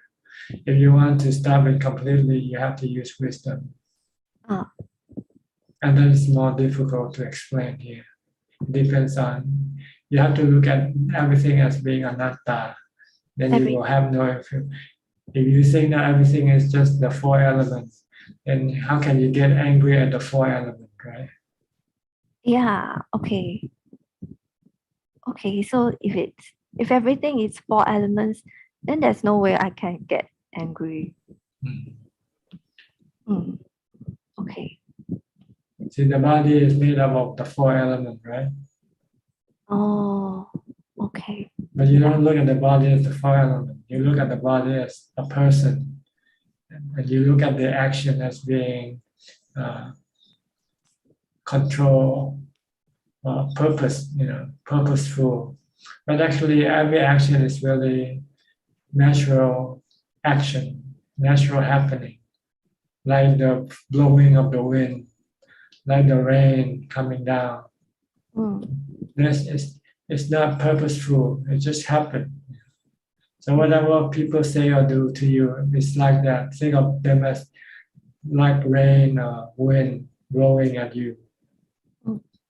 Then you won't get angry at them. Okay. I will try my best. Yeah. Okay. Try and see how it works. So I just have to keep trying and trying and trying, right? Or ask yourself, who are you angry with? Are you angry at the water element or the earth element or the fire element or the wind element? Yeah. Yeah. Oh my gosh. This is very powerful. Yeah, I never saw it that way. Well, that's what the body is, right? It's a composition of the four elements. Yeah. Yeah. Okay.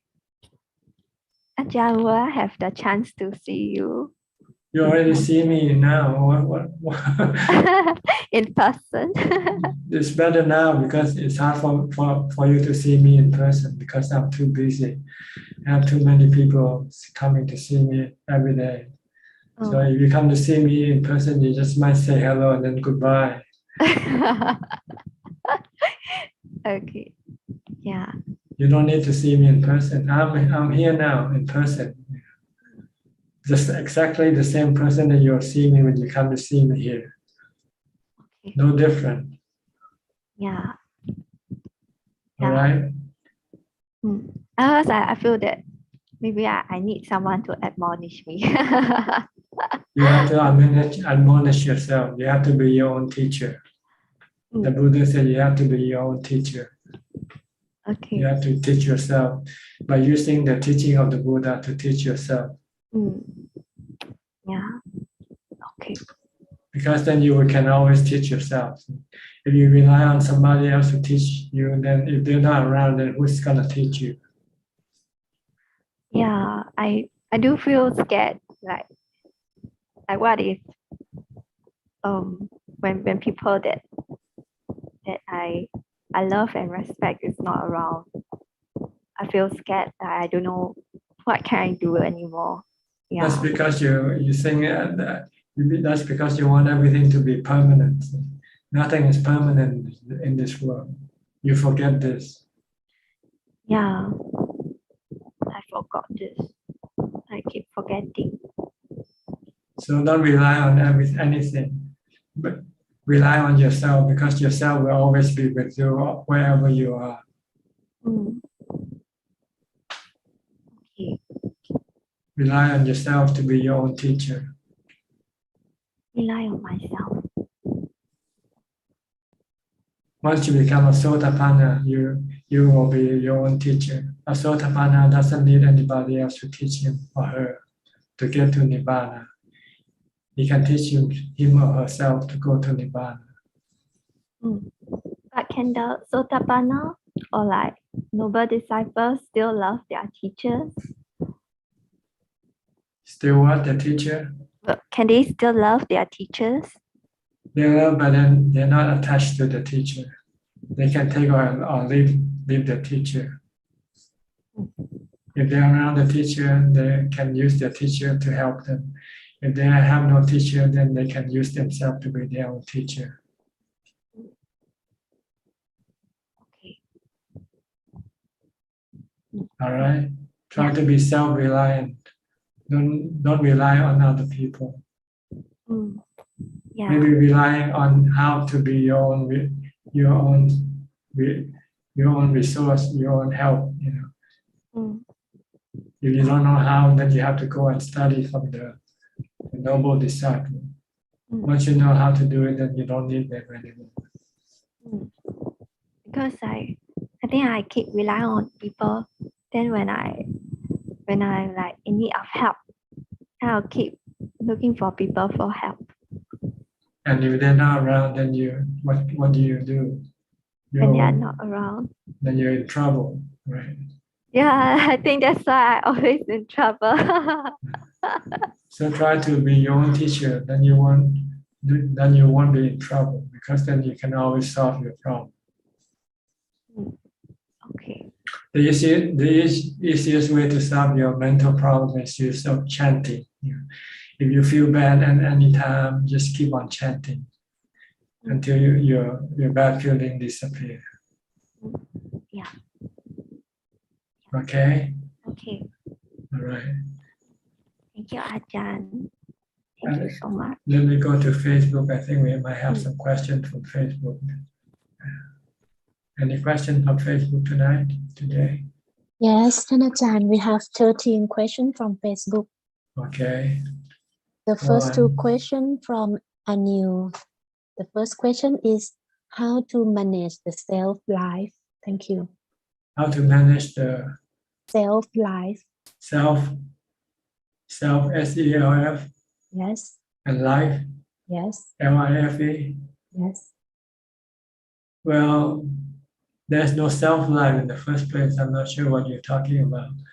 If you're talking about the body as your life, then You cannot manage it. The body has its own way, and it's gonna manage itself. It's gonna get old, get sick, and die. And the only way you can do is to accept it for what it is. And the second question is sexual assault a crime? Thank you. Sexual assault, if you hurt other people, it's a crime. It's bad karma. Nobody wants to be hurt by other people. So don't hurt other beings. The Buddha, this is the one of the principal teaching of the Buddha.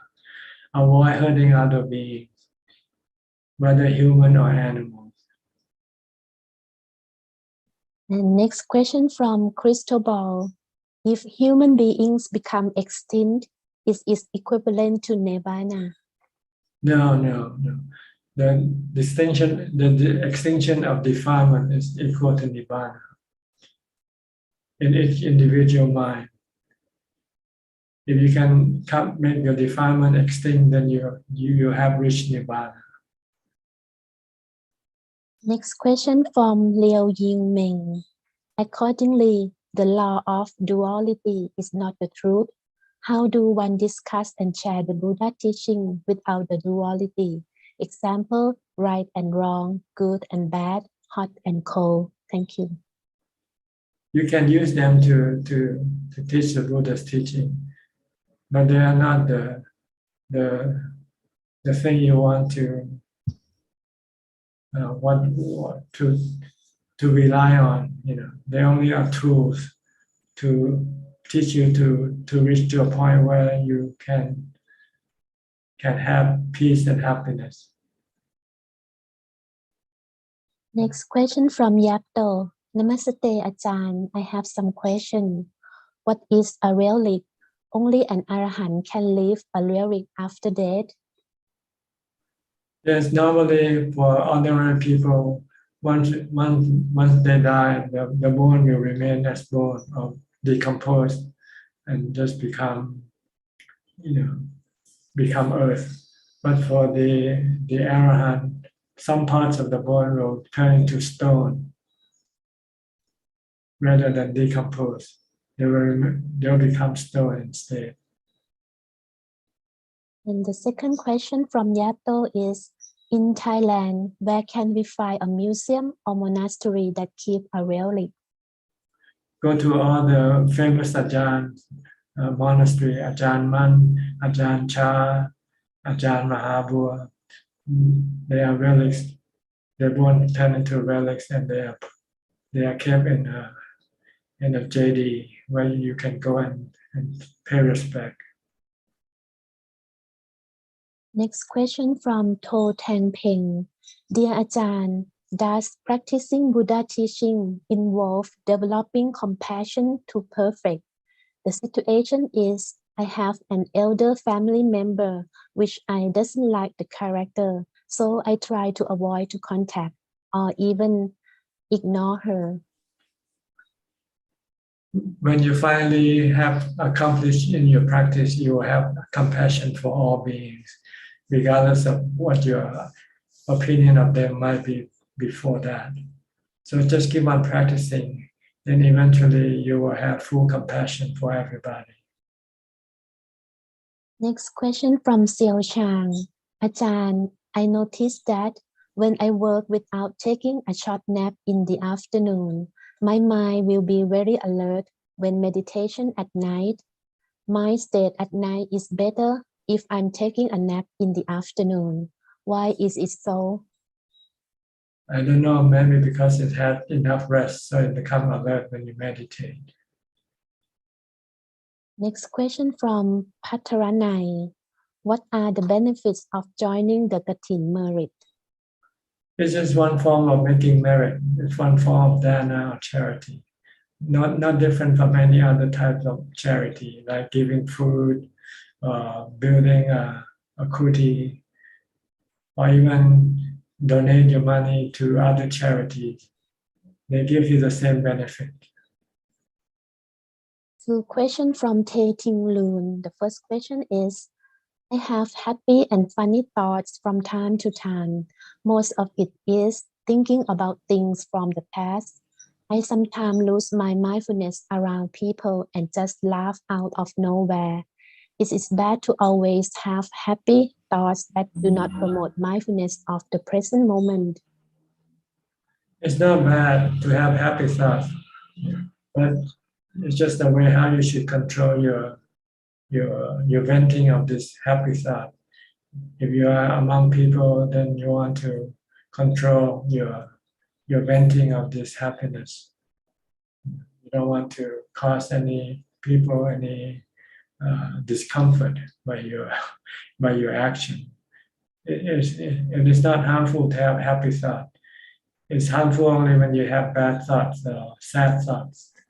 That's when you have to stop it by using your mindfulness or mantra.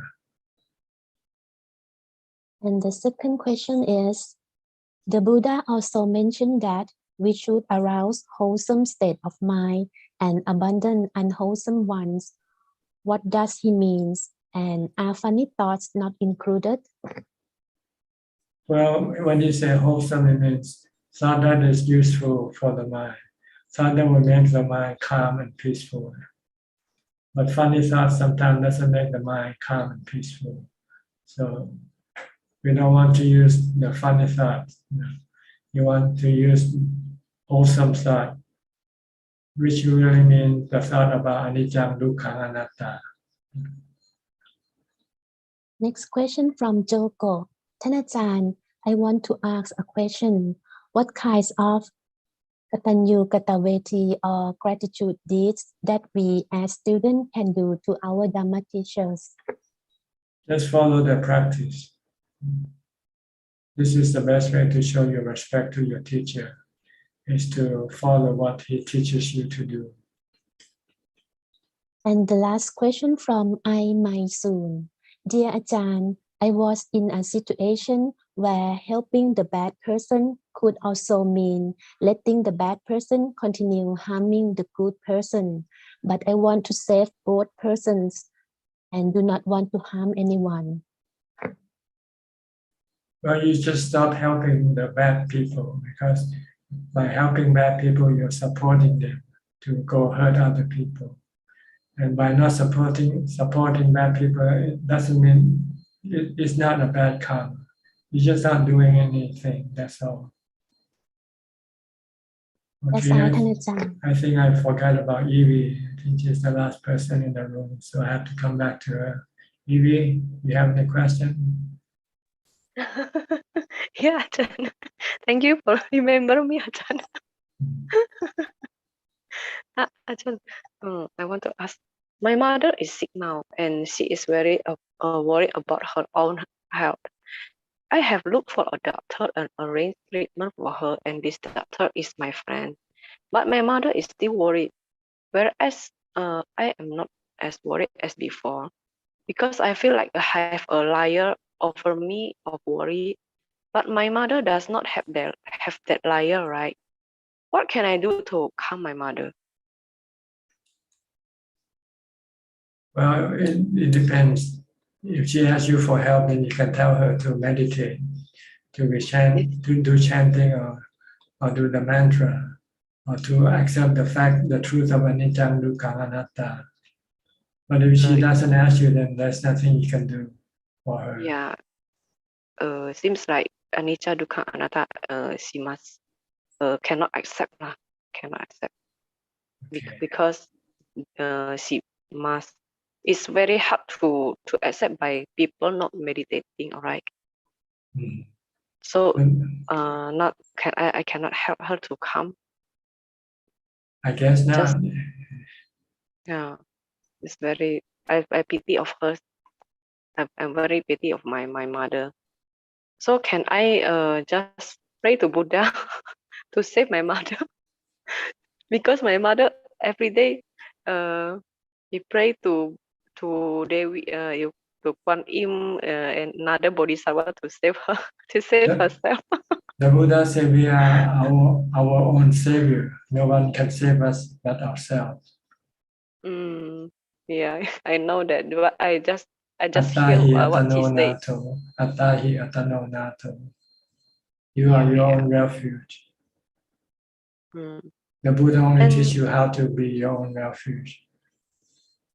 yeah, so I just do the good thing, check his blood, see the doctor, or tomorrow we'll take her blood to check. So what's the problem and give her medicine. I just can do that. Yeah, you can have her physically, but not mentally. Yeah, not mentally, because it's anicca dukkha anatta. Not all people can accept lah, Ajahn. If they can accept, then they can become noble disciples. Yeah, but people like us, because we have listened this Dhamma, so yeah, a little more, a little bit, we can accept now. And I have another question. I have a dislike for someone, Ajahn, because I know that person is doing and saying is a lie and full of pretending. So when I see this happen, I know that person is full of drama, pretending, and indirectly makes me dislike to this person. How do I remove this dislike, Ajahn? By accepting them for what they are. Don't try to change them, or don't try to want them to be something different than what they are. Don't try to change apple into banana, for instance. You like banana, so every time you see an apple, you want it to become banana. And when you cannot get them to become banana, you don't like it. Yeah, sometimes I can feel my angry is raised up now because I know she is lying and she pretending and start to play drama now. I know it. You have to look at it that it's her business to be whatever she is being. It's not your business to try to change her or to hate her for it. Yeah. So sometimes I just go lah. Don't want to see. Don't want to hear. That's because you don't have ubekkha. If you have ubekkha, then you can just watch her and let her play her role. Yeah. So I must budo. That's right. So yeah. no problem. Right, to stop your aversion for her. Yeah. I have heard Ajahn explain about Sanya, Sankhara, Vedana, Vijnana, but I'm still not clear about Sanya and Vijnana. What is the difference, Ajahn? Well, Vijnana does the work of receiving sensual objects from the sensual organs. Like it connects the mind to the body. It's like not like a wire. Vijnana is like a wire that connects the appliance into the electrical outlet. So if I have a stomach ache, that is Vedana or Vijnana? When you have what? Stomach ache or headache or physical sick or you have all the four. Body feeling. You have all four. They go together. They work together. So when I meditating, my mind likes to repeat the recording of past event. Sometimes lah, who is responsible here? Is this Sanya or Vijnana? Sanya and Sankhara. Sankhara is thinking about the past. Sanya is remembering about the past. First you remember about the past, then you think about the past. Sanya and Sankhara. So they usually work together. They work by using mantra, Bhutto, Bhutto, Bhutto. Yeah, Ajahn. And the final question is, does a Sotapanna still have dislike or hatred for someone, Ajahn? Yes. The Sotapanna still can hate people, Ajahn. Can like and dislike people, yes. Okay. So I must have upekkha, Ajahn. Yes. Sometimes I meditate, sometimes can have upekkha, but sometimes if I know mindfulness, I feel I lost control. Especially these people, Ajahn. Especially these people. She is very, very. How can I say? I can lose my control if I see and heard what she doing lah.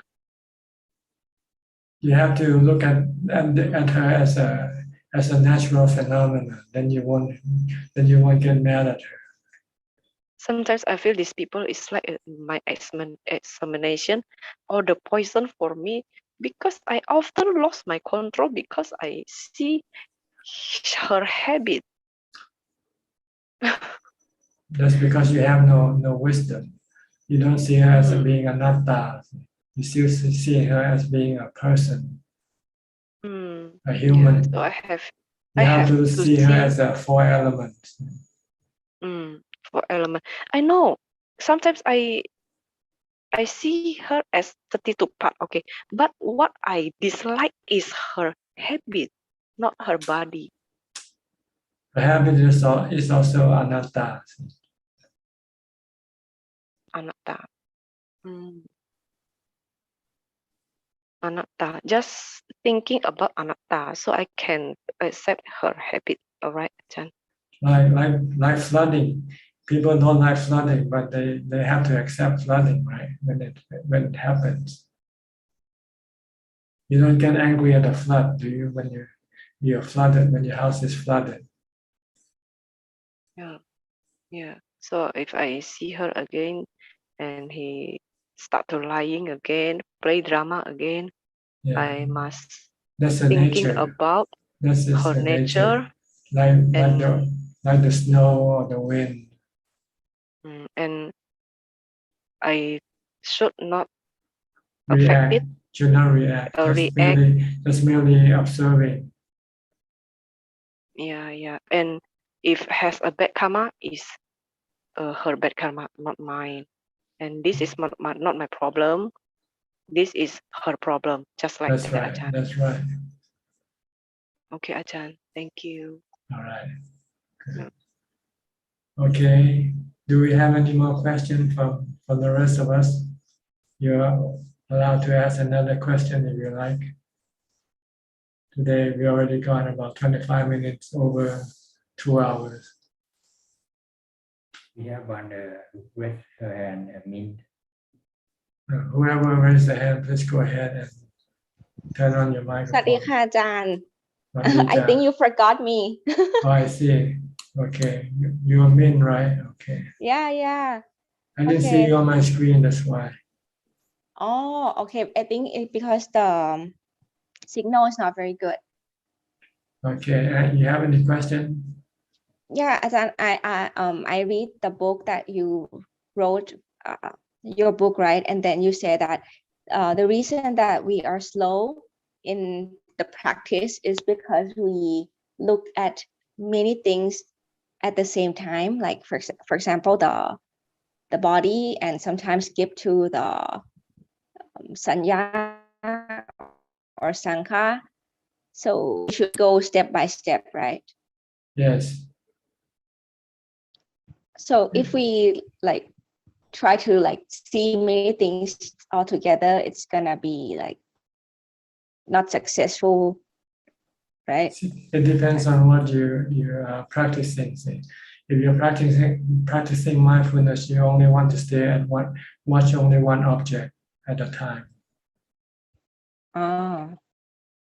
Okay. Because you want to make your mind become still, you need to keep it from thinking about other things.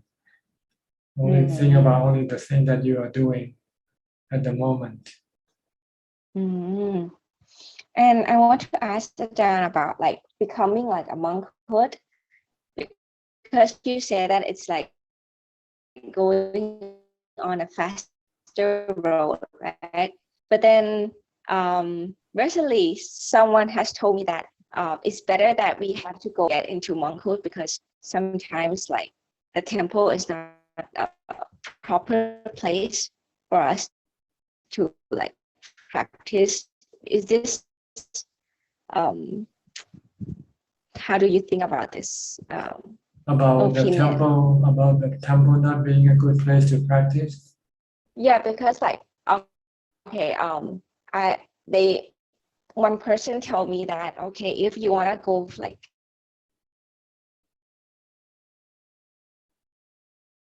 I think a you're monkhood, right? At this stage is you're not strong enough, and your signal is not good. Your voice just keep disappearing, so I cannot understand what you're saying. Ajahn, can you hear me? Okay, repeat it again. Repeat what you said again. See, it's not coming. Okay. Okay. I'm asking about becoming a monkhood in like going to stay in a temple, right? Okay. Ajahn, can you hear me? No, not very well. It's come Oh. on and off, come on and off. Okay. Okay. Maybe next time it's okay because I think Maybe signal is not good. tomorrow night you can ask in Thai. Okay. Yeah. Okay. I think the signal here is not good. Yeah, the signal is not so good today. Okay. Sorry. Okay. It's okay. All right. I see who else raised their hand. Anybody else would like to ask any more questions? Okay, if nobody, then I think it's about time for us to say goodbye. Thank you very much for your participation and your questions. I hope that you can benefit from it and help you advance in your practice. In the meantime, please stay safe, stay mindful, and keep on practicing. And if all goes well, I'll see you again next week. Thank you and goodbye. Good night. สาธุเจ้าค่ะ Thank you, everyone. Thank you for Sadhu. Good night, everyone. Good night, good night.